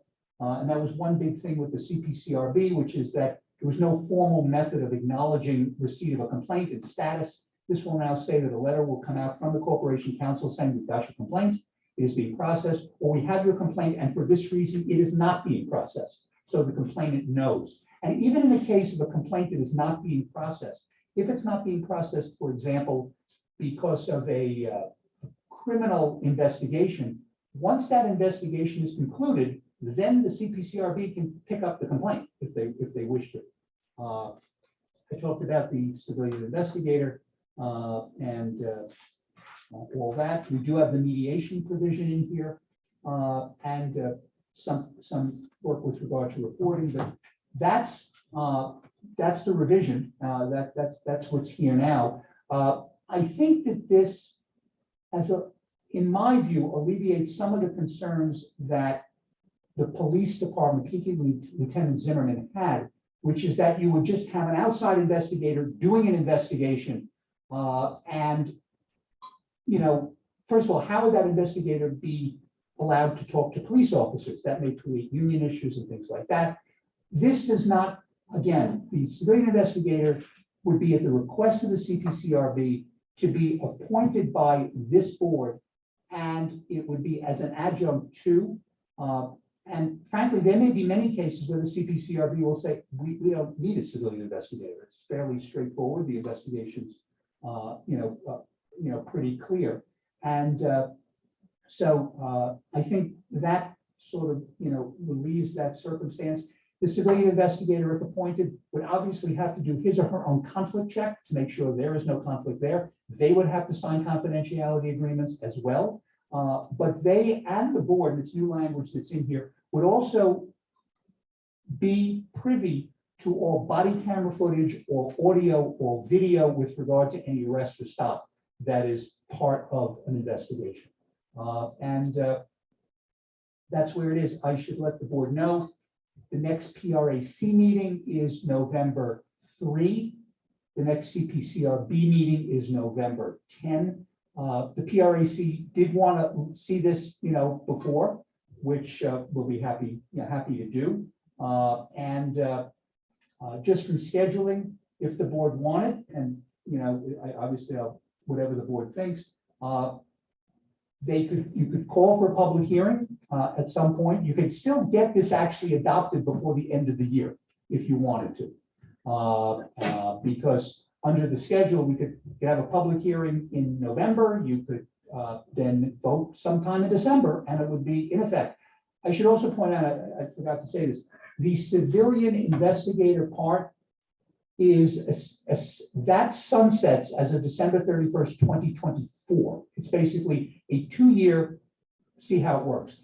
At that point, the board could say, we like it, we'll continue it, or we could change it, or we'll maybe give it another year if we think it's okay. So that one provision has a sunset, nothing else does sunset in here. And that's where we are. So I'm happy to answer any questions from the board regarding what's been a long haul on proposed local law. Yeah, thanks, Stuart. Sure. I was trying to follow, and then this has gone on, but I mean, in a good way. Everybody's being very thoughtful. I'm sure there are questions and comments. And I know that Trustee Lopez is our liaison to both these groups. There's been a lot of work on your part and on, I think, the chairwoman's part, the chair, people from both the committees. So, shall we? It looks like you want to say something. Thank you, Madam Mayor. Thank you, Stuart, for putting this together. It's an incredible amount of work, and it represents many weeks and months of research and conversations with the Austin Police Department, the Police Reform Advisory Committee, the CPCRB, and all of this, if you will remember, and it's hard to do this now, this was proposed local law 1 back, at the current times when we still have numbers. Most of this we felt was right and was good. And it was really a few pieces that the PRAC, when they took a look at the proposed local law, they had some recommendations. And one of the big points was that civilian investigator piece of wanting to make sure that we got that right. So thank you to Stuart for getting that language in there. 2 quick things that I wanted to ask about. One was around confidentiality. What happens if someone on the CPCRB does violate confidentiality? They are subject to dismissal from the CPCRB, and they could potentially be subject to either civil or criminal liability. Because one of the things that's in there is that it includes after they're no longer on the board. Right.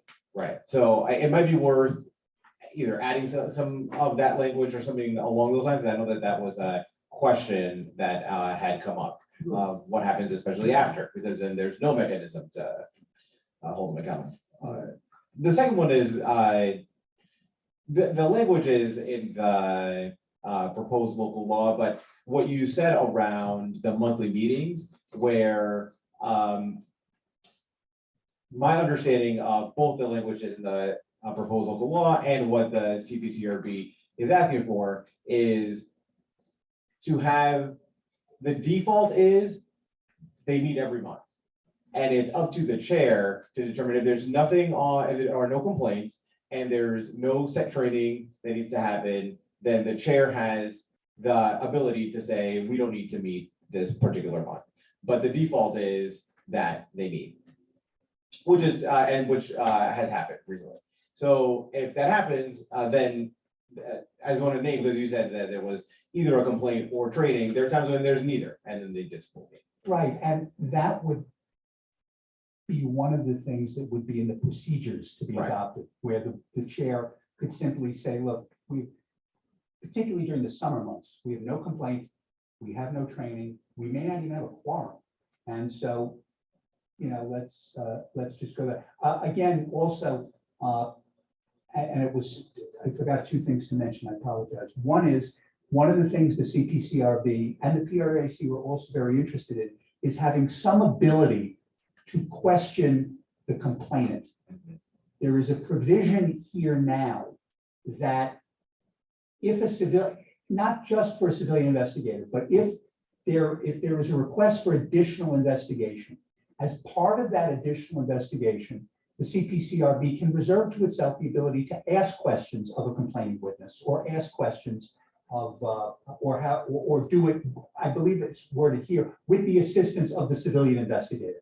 So that someone could say, okay, they could sit down. We don't have to have the whole board do it. It could maybe be two members who do it, or just asking questions, if they want the ability to, get some more information. Because one of the things that both Trustee Lopez and I heard repeatedly from the CPCRB, but also from the PRAC is, we don't have the ability to talk to these people. Now, in fairness,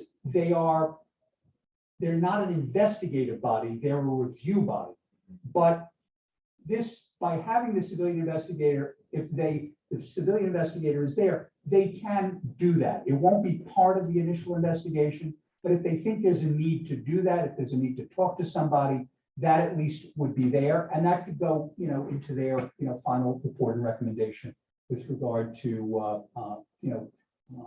the disposition of the complaint. Thank you. The last thing that I would say is that this is a document that reflects an attempt to capture the most feedback and get the most of what all of the stakeholders that have approached us are looking for. So what the CPCRB, the PRAC, the OPD, both the representatives and as a body, the chief, as the head of that body, have asked for. And as a result, no one stakeholder will take a look at this and say, I got everything I wanted, this is the perfect document. My sense is that we will get some comments after this particular version to make some changes. Some of the changes we will feel make sense to make, we will make. Others we may say, thank you, but no thank you. As an example that I know immediately come to mind is the language that's in the actual complaint reporting document, where that's a specific place where both the PRAC and the CPCRB have made the request to have that language be not the legal language because they feel like that is intimidating, whereas many of the folks on the OPD side feel like if it's too general, then folks filling it out wouldn't know, hey, here's what the actual law is if you were to not be truthful in what you are saying. There's, I think, good arguments on both sides, but I think that the way that it comes down, my personal opinion, makes sense. And I agree with what is there, but not everybody does. And that's how it will turn out. So the document that we ultimately pass will be one that not everybody will love 100%. I think that's fine. I think that the way that it reflects now, we've made an earnest attempt to really capture as many perspectives as possible in a way that the pure length of this thing is a reflection of that. It's so long, there's so much content in there that is a reflection of our attempt to make it as robust as possible. So thank you, Stuart, and to everybody. There's also one other thing, and this was a suggestion actually by Sergeant McGovern, which is that when the board is deliberating and voting, the police, and I don't want to call them members, but let's just call the police observers, will not be in the room. They will not participate at all. They can be there for the presentation by the investigator. But in terms of actually being there when the CPCRB members, civilian members discuss a complaint and determine how to vote, the police members will not be in attendance. That was actually a suggestion made by Sergeant McGovern, and that's now been made part of the local law, proposed local law. Thank you. Okay, so I have a couple of maybe questions or comments. The investigators always been sort of, how would that work? As you said, Peekskill put this together, but they've actually never implemented and have done this. They're doing it purely on, their studies and all that. And that's, kudos to them. The investigator and the outreach. So I think who is putting together sort of the engagement game plan of how an investigator does his or her investigation, and what people are allowed to do and not allowed to do? Where are the ground rules? Is the committee going to put something together? Is that implied in here? So let me give an example. It may be that, and I think we have this, where a member, current, past, or who knows, future, reaches out directly to a person, a complainant. Where are the ground rules? Like, you're not allowed to do that. That's in here, that's in the code. And, okay, so all the ground rules are, I don't think so. All the ground rules are in there. I like the investigator. I like the civilian. I can imagine a scenario which, the investigator will come up with something that's very contradictory to what, and it'll come to the board and it'll be a he said, she said, they said, we said, and they'll go back and forth and a decision will be made. And that, I think, is going to be that would be a tough one, but it is what it is. I mean, what's the alternative? We've discussed this over and over again. So I sort of like the idea that there's some process in place. The area that I think, along with this, so if an investigator doesn't follow the ground rules, or somebody accuses the investigator of not following the ground rules, and could hamper some investigations, it could hamper, I guess you then fire that person. Person loses their job. Okay, there's damage done, but it is what it is. But when a volunteer committee member violates something, the idea that what they lose is they don't get to be a volunteer on this group anymore. There was conversation in the beginning that says this is inequitable because the cop can actually lose their job, their pension, their livelihood, their ability. An elected official can be put up in front of an ethics board and create issues when they run for office here or anywhere else. So I don't know if this is a big deal or a little deal, but the accountability of our other volunteer members and other boards, so if you're in the EAC and you say something out of turn, I guess you're probably not creating loss of a job to somebody else. I guess we could say you shouldn't have said that. I mean, what could they possibly say in that committee? Some of the zoning, there's a lot of classes, as there is on these committees. There's a lot of training and a lot of to-dos.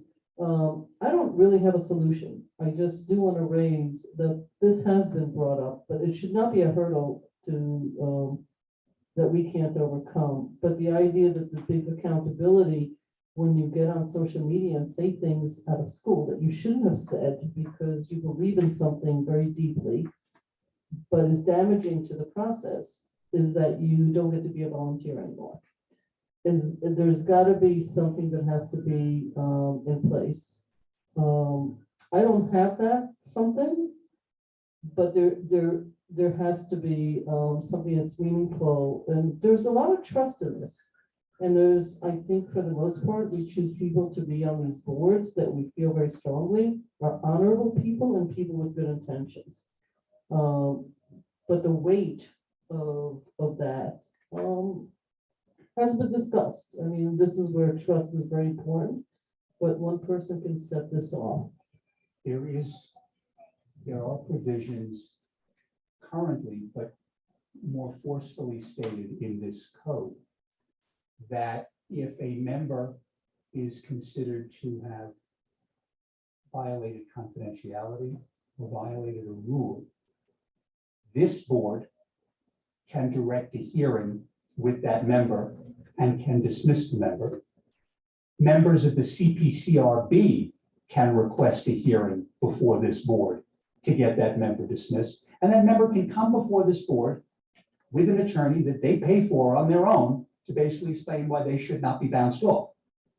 They're volunteers. There's not much more we can do. I get that. But the difference here is, unlike, even though zoning and planning are critical, if a board member here on a CPCRB is, let's say, violating confidentiality or has a relationship with a complainant and doesn't disclose it, and there is a finding against an officer that it's substantiated, that information then has to be provided to the district attorney's office. That will blacken that officer. So if that's the case, that has to be dealt with swiftly with that individual. And if it's found, the person has to get bounced off. And I would say that the determination of the board has to be reconsidered with a different board member. You know what? I don't think we can predict, because we'll never get this done, every single element, but there are some elements that have been brought up that have to be made to the individuals. And when we choose individuals, that the seriousness of the outcome is not just on one person. It has a domino effect on others as well down the line. And the use of social media and people advocating, because they don't differentiate between what was said at a meeting and when they went home and told a spouse or somebody about something in the meeting, don't understand. Like, we really have to do a good job training about confidentiality. By the way, I feel that way about some of our other committees as well, that there has to be more rigor about confidentiality.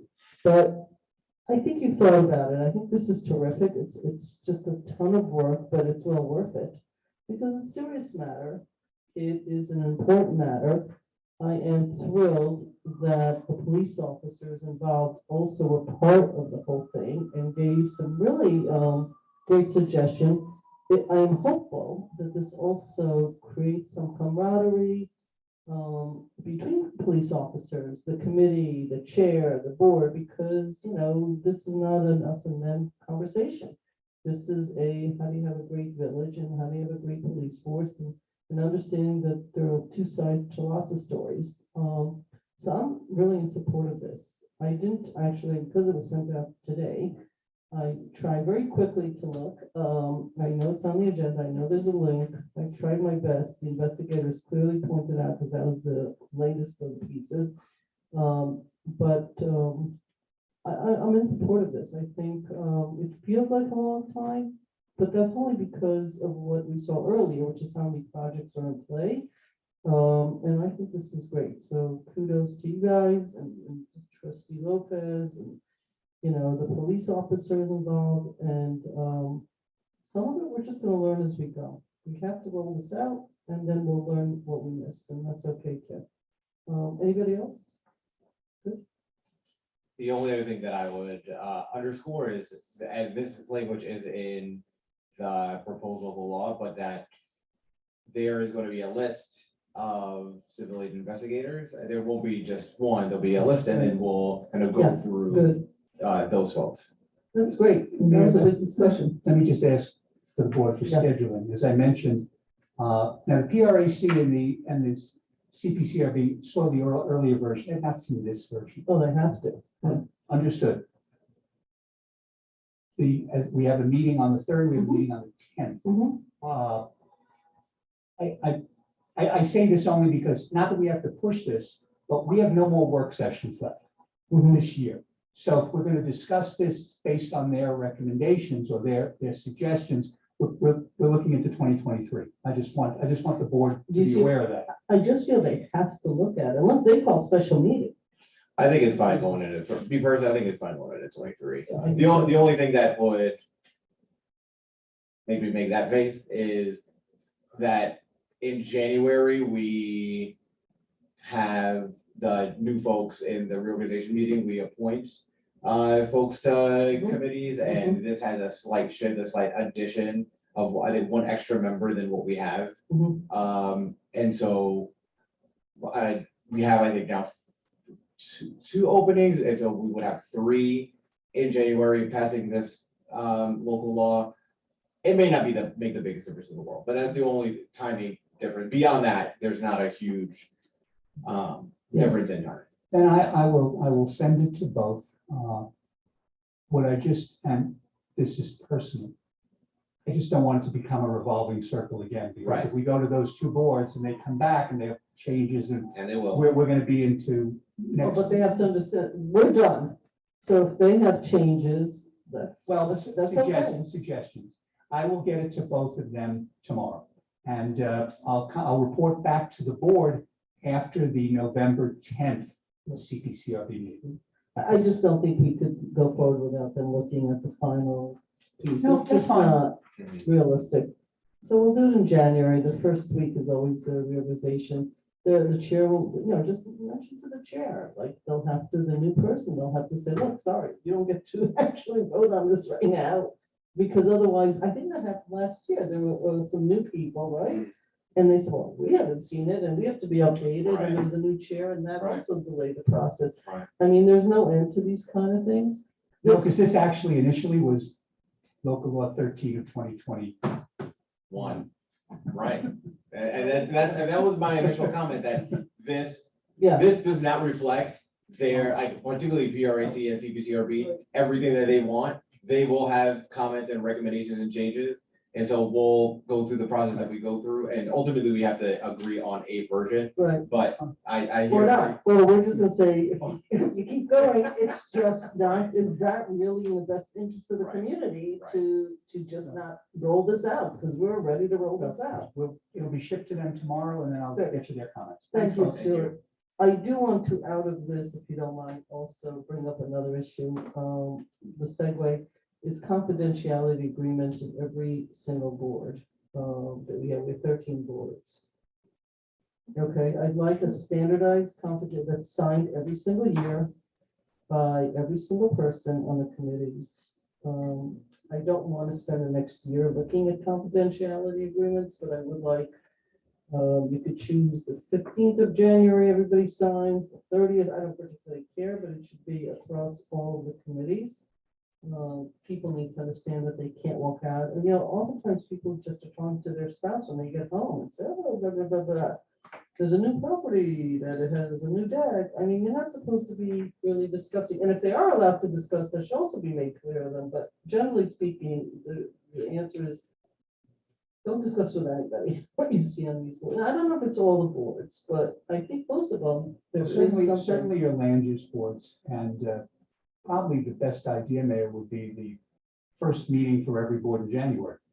Would be probably the time to Yeah, do I it. know, there's so much in the first meeting of January. Well, but actually, for land use boards, it's just really their agenda. It's really, it's not really a reorg meeting, so, but I And it will. I will- goes I will actually work on it. after they leave as well, so, Right. which people just, forget. I think it'll be consistent. I don't know, I didn't know this by the board, Yeah, so no, this is I an think, idea. I think that that's a fine idea.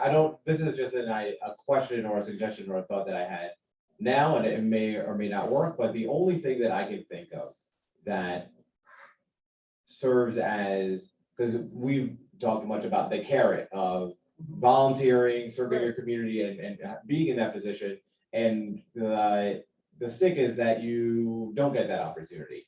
I don't know to what extent some formal decision that the board makes that says this person has, I'm not talking about like egregious violations of confidentiality, has violated this particular statute of confidentiality, making it so that for the next X amount of time, 5 years, 10 years, indefinitely, who knows, whatever the board decides, they are no longer able to volunteer on a village board. Maybe that's too rough, but to me, and I don't know how often even something that would come up, but, and realistically, if someone were to violate confidentiality so egregiously, would the board even appoint them to anything in the future anyway? But it might serve as something written down. Thoughts? Yeah, I agree with you. I think it's an interesting concept. I think of confidentiality agreements first and foremost as like serious, like this is like serious thing. I also think it's just a reminder, like I remember having to sign in corporate America something during Christmas about receiving gifts. people would send us bagels and cream cheese and all this stuff. Yeah, the corporation actually had a policy, like, I didn't even know it existed, to be honest with you, like, I don't know, $75 or something, I don't know. But when they made me sign it, I sort of had to read it and look at it and said, oh, wait, okay, I'm not actually supposed to accept flowers or whatever it was. It never occurred to me. I didn't know, I was like right out of school. What do I know about this stuff? But it really made me, really realize that. And then some departments where I worked, it actually involved millions of dollars. So it made it more real, but it's a reminder, I think, more than anything, for me, and I think people just don't think about it. And if they sign it every year, they take it more seriously. I think that's my theory. The punishment, the punitive part, I don't know. I mean, you're right. Maybe there should be a time limit or something. You're right. Or just say, it's up to the Should be board, it's up to the yeah. board to decide. We don't have to be prescriptive about it, Right. but it could serve if for the CPCRB language specifically that we're talking about in the proposal of the law one, or generally because we're talking about extending these confidentiality agreements across the board, just having language that says, if you violate this, you could be seen in front of the board of trustees if they and they may determine that you are no longer able to serve as a volunteer on a village board for a period of time that they determine, something along those lines. That leaves a real. Interesting. Okay, thank you, sir. Thank you. Our next discussion has to do with how we implement the ability for the public to access public buildings, but also the ability for us to be able to protect a lot of the confidential information that's housed in the different departments of the of public buildings, and as well as to make sure that we are ensuring security in the buildings. And this has to do with First Amendment auditors or people coming in and wanting to, videotape in the public building. These are the people's buildings, and we respect that. Democracy is all about being transparent and having things open to taxpayers and residents, the people. However, there is times when it's inappropriate for a visitor to be in certain parts of the building. Even if it's a public building, there are times when it's inappropriate for them to be filming certain areas of the building, particularly sensitive areas where we do keep a lot of confidential information that also is protecting people and ensuring that confidentiality. So the next is a recommendation. We put some signage up, and we've talked about this internally, but our friends at the New York Conference of Mayors have made some suggestions about making sure that our rules are in keeping with the spirit of protecting both confidentiality and transparency. So I would also like to turn this over to Manny Zahach and Stuart Kahan for their thoughts on this issue and policies we might need to enact. Thank you, Karen. That was a great introduction and most of what I was going to say, so I can keep this brief. As per the folks at NICOM, and I know that I had discussed this when we came back a couple of weeks ago, one of the recommendations was that the signage is not enough, unfortunately, that NICOM recommends that the board actually adopts a policy, and it's going to go hand in hand with some training that we're going to provide to all of our staff to make sure they understand what the rights are of visitors to our building, but also their rights as municipal employees, and the way in which we would ask that they conduct themselves if approached by a member of the public who is recording or who has these specific requests that we've come to know as First Amendment audit requests. So we sent the board a policy. It's rather short. Most of it is the definition of recording, which for purposes of this policy is going to be not just audio or video recording, but also live streaming and photography. So we figure we have all bases covered there. And basically just sort of outlining the difference between a traditional public forum, which would be something like a board meeting or a public hearing, something of that nature, where recording is absolutely permissible because it's part of the public record, differentiating that from non-public forums, which this board has the ability to sort of define in our municipal buildings. So basically, you've seen the signage out here in the hallway that basically says no visitors beyond this point. We would augment that with signage that says no recording beyond this point. And then also instruct staff that this is a policy passed by the Board of Trustees. If in fact someone comes in and is recording, you can remind them of this policy, you can show them a copy. And then, like I said, it would be incorporated in annual training, just so our staff understands the expectations of them by the public, but also by the board. I'm not hearing, so that's it, that's the difference, is to put signs up that says there's no recording or limits the recording? Right, so basically the policy that we're asking this board to consider is basically just bolstering the signage that we already have in place. Because if someone came in and saw the signs, they would say, well, why not? You just sort of arbitrarily have that sign there. Now we would actually be able to say, well, no, actually the Board of Trustees has determined that this is not a traditional public venue, and so recording is limited in areas past this point. So is this, in addition to this building, where else would we put a sign like that? In the policy, this applies to all village-owned buildings, but for the police court facility, because they have their own policy for recording. And then also the 2 firehouses that are not owned by the village. So basically 5 firehouses, this building, 16 Croton, the Recreation Center, the Armory, and the Indian Brook Water Treatment Plant. Okay. Question, comment? This is good. I think this responds to a real issue. How is the training going to include the police? We have not yet figured out exactly what the response might look like. So for example, if someone were to come in and they continue to record, even though someone has shown them the policy, it's not yet clear what a recommended next step would be. And that's definitely something that we have to discuss with the chief of police. If the board decided that you want this to have a little bit more teeth, the suggestion was that a local law could be passed so that you could actually write a ticket. Someone has, sorry, very long day.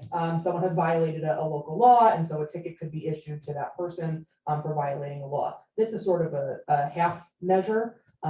We can certainly consider a local law if the board believes that level of enforcement would be appropriate. But I think, it's sort of a tricky situation, because if the person isn't committing a crime necessarily, bringing the police in may actually escalate the situation. So we're still sort of navigating what that might look like. But just because we have had some questions about the signage, as I mentioned, this is just a first step to bolster that signage and sort of empower our staff to be able to have something to point to. And then we can sort of see how it goes and if further action is warranted. That makes sense. The only refinement to my question would be, because when we've, before we didn't know before we knew, and now we know, but do all the police officers, what I would propose is that it's just kind of a training or education, not just for staff, but also for police officers. It's like, hey, here's this thing, here's what happens, so that they know what to expect as well. I think that's a fair request, and I can say, and perhaps Karen and Stuart can sort of back me up. The police officers knew quite a bit more about this than certainly we did. When we were visited, they had some sort of prior knowledge of exactly what the visitor was here looking for and how we might approach that person.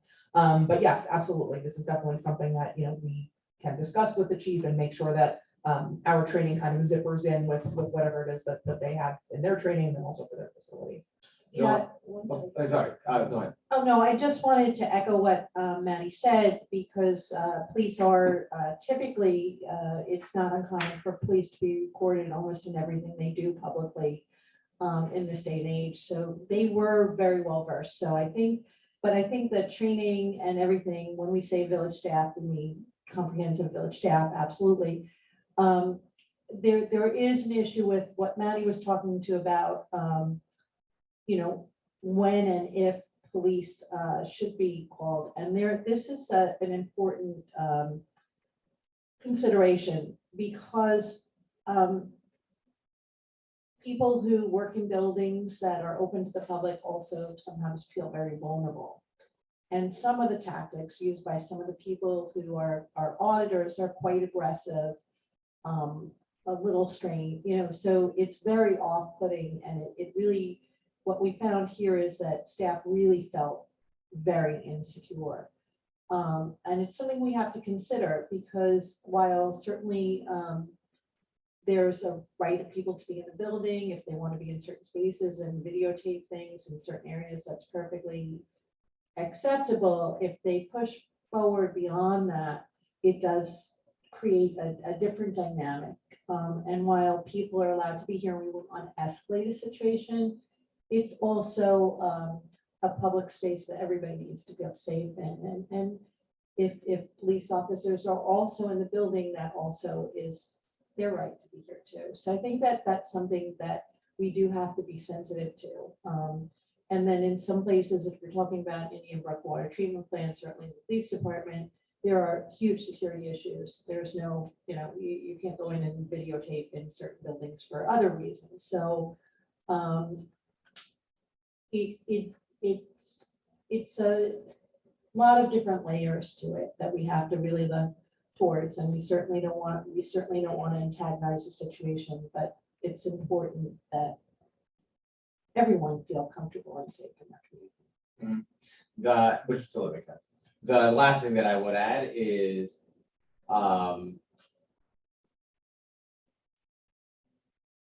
there's also an element of, I don't know what you would call it, customer service or whatever, of, because now we have this history of folks that have come in and audited, done personal where staff and staff may feel anxious, and so their reaction to someone that they may or may not recognize may be with that anxiety first. And so to whatever extent we can try to mitigate that, you have a variety of folks. You have folks that are auditors and you have folks that are not. And, I don't know. So you get where I'm going. I just wanted to put it up.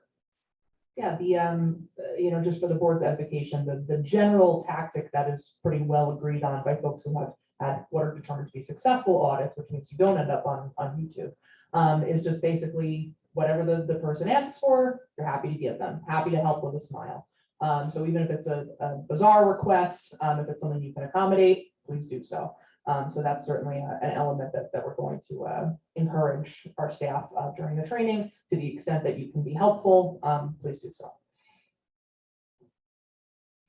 Well, thank you. I do think we're gonna end up putting a law in this, because without that, there's just it's not a punitive issue. It's sort of so everybody can stand in a circle and look at each other, unless you could say you need to leave now because, you're sticking a microphone, into somebody's eye, because they're like that close. They have rights too as employees, anybody does, whether, you're a teacher in a school or, working at CBS, you have some rights to have, your own space without feeling attacked. But this is, public space, actually.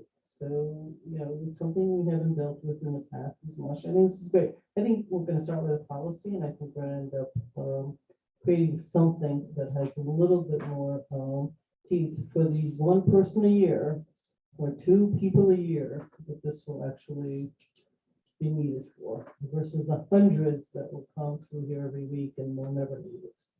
So I think that's probably what's going to end up happening, and we should just recognize that. Okay. So just the next step is we'll put together a resolution for next Wednesday, just that we get it on the books, and then we can always tweak or as you said, Mayor, Right. broaden. But I do think the training is going to be, you can walk into a firehouse, they're going to be able to walk in, I mean, they can now. People should be aware that they can. And any other place, obviously, and there are places they can't walk into. There's also privacy for the people whose information is there and expect us to keep their privacy. So, everything's a balance. Okay, thank you. Okay, our next item, a few weeks ago, we talked about tax exemption for seniors of a certain income threshold. Tonight, Stuart Kahn is going to be speaking about a proposed local law that talks about tax exemption not only for seniors, but for veterans or of certain conflicts. So with that, I'd like to turn it over to Stuart. Thank you, Karen. The public hearing for this local law is actually scheduled for the 16th of November. As I explained previously, the state legislature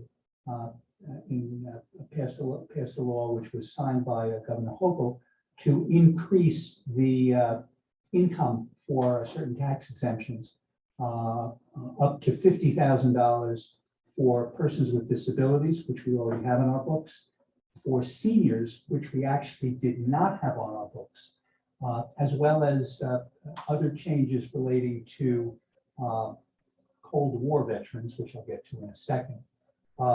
With regard to the senior citizens, as I mentioned, the town has that on its books.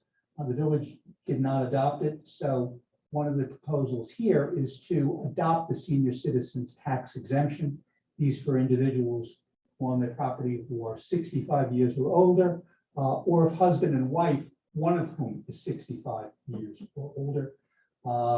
The exemption would be 50% the value of the assessed value if you have an income up to $50,000. And then there's a sliding scale down to a 5% exemption for individuals with incomes between $57,500 and $58,399.99.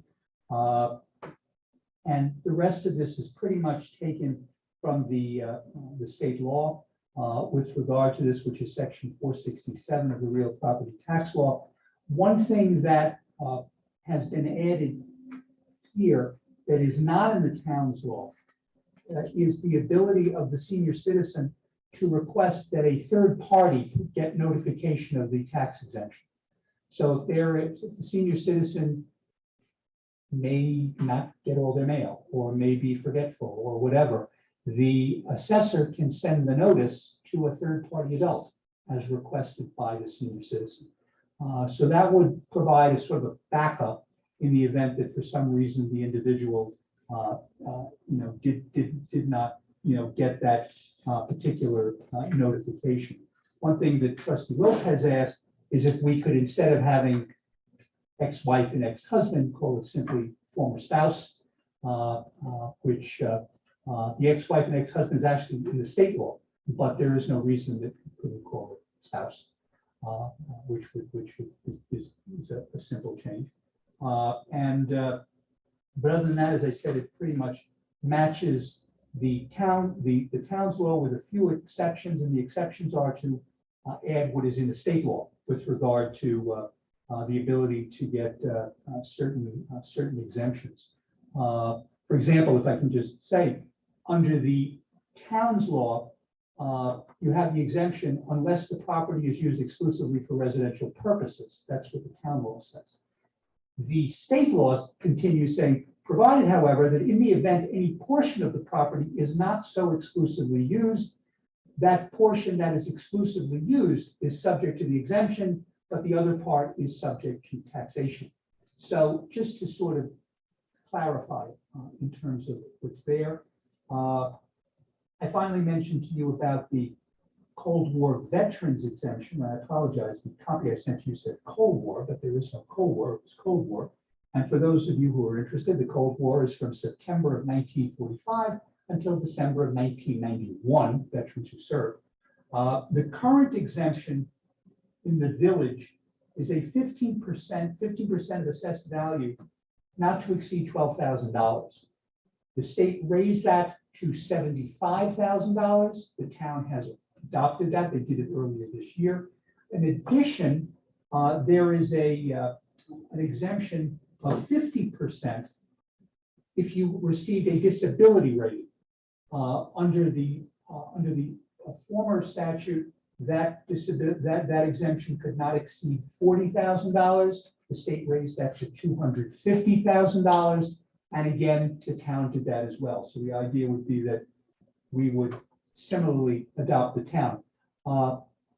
There are also provisions in this local law that should the state increase those numbers, they will automatically be increased in the village. So we don't have to come back for another local law, another local resolution.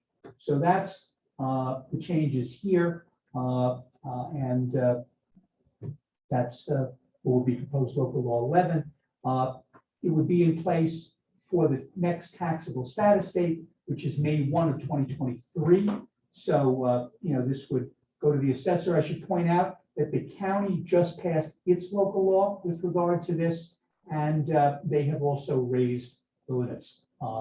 And their local law was with regard to senior citizens and persons with disabilities, but they have upped it as well to $50,000. The prior limit, I think, was $29,000, which is low, but 50 is still low. And so at least it will, allow certain folks who might otherwise have difficulty living in Ossining the ability to continue to live here. So that's the proposed local law to put us in compliance. I should point out, the board is not required to either adopt the exemption or raise the exemption. It's a municipality decision, but one, the town has done it, and two, given that the prior exemption was frankly so low, and frankly, under the prior sliding scale, you wouldn't even get to, I think, $35,000. So now at least you're starting at 50 and going up to about 58 or 400. So that's the exemption. Good. I think we discussed this. I think these are adjustments and we're going to index ourselves, it sounds like, not to the county or the town, but rather to the state. Right. If I'm hearing you correctly. Right. Okay, which I assume different municipalities with the rates, so they're leaving it to local law. I'm in support of it. I think most people are, but I'm hearing, are you okay with it? Yeah. Okay, so Excellent. That will be on for public hearing on the 16th. The board has already passed a resolution calling for a public hearing. okay, we're just gonna have to explain this to people, because it would be a shame to change this, and then I don't know if the state is gonna be sending information about it, I don't know if we're supposed to, yes, ma'am. If I may, the assessor's office in the town of Ossining is world class when it comes to explaining these kinds of things. Good, okay, You will have no trouble there, I assure you. okay, and also, did Dale figure this in, because I'm assuming the revenue stream changes a bit? Dale, I know Dale has been made aware of this. We discussed it. Okay, so she's been, because there's gonna be less revenue for the village. Right. I Okay. think. Not that I'm worried about it, I'm just saying, I just want to make sure that all these Ts are crossed and Is are dotted. Yeah, in particular with regard to the senior citizens, because that is not one that was on the town's books before. Okay. So, as I said, that was not on the village's books before. The town has had it. for a This while. is senior citizens who own, Yes, and co-ops and condos. Yes. In that yes. package, even though. What that would happen there is that the co-op or condominium would get a reduction, and that would then be put on, which would be realized by the owner of that unit. Okay, and that's how it's supposed to work, and that's how it works? And that's how it's under the code, yes. And Stuart, if I may, just one Oh, more please. jumping off point. As Stuart mentioned, this would be by taxable status date in 2023, which would be used to levy 2024 taxes. So no one will actually see this on their tax bill for a year and change. I have not presented to the board the alternate veterans exemption, only because it's a little bit complicated. And it is, however, what the town has adopted earlier this year. It's a much different scheme than we have here, but right now, I think well enough. Okay. Everybody's good. Thank you. It's good, looks like next week, thank you. So, what do we got? Okay, our final agenda item is a tax certiorari that's in front of the board for Redline Apartments. Very quickly, folks, this involves just one taxable year. The year is 2018. And the refund or the refund amount will be $3,952.36. That's for Red Lion Apartments, which is located at 25 State Street. And so there will be a resolution presented to the board approving that refund amount to be so refunded by the village treasurer. Questions? All righty, we have exec session, I think. We have Anybody exec session on that else? as a personnel. Anybody else? Yeah, it's all personal. It's all personnel. I'm trying to think. Anybody else? Anything? We're all good? All righty, ladies and gentlemen, what? No, we're fine. You We're can fine. proceed. Okay, no, I don't know if you. Okay. So, ladies and gentlemen, thank you. Wednesday, October 26th, we're ending at 9:55. Thank you, and please join us next Wednesday.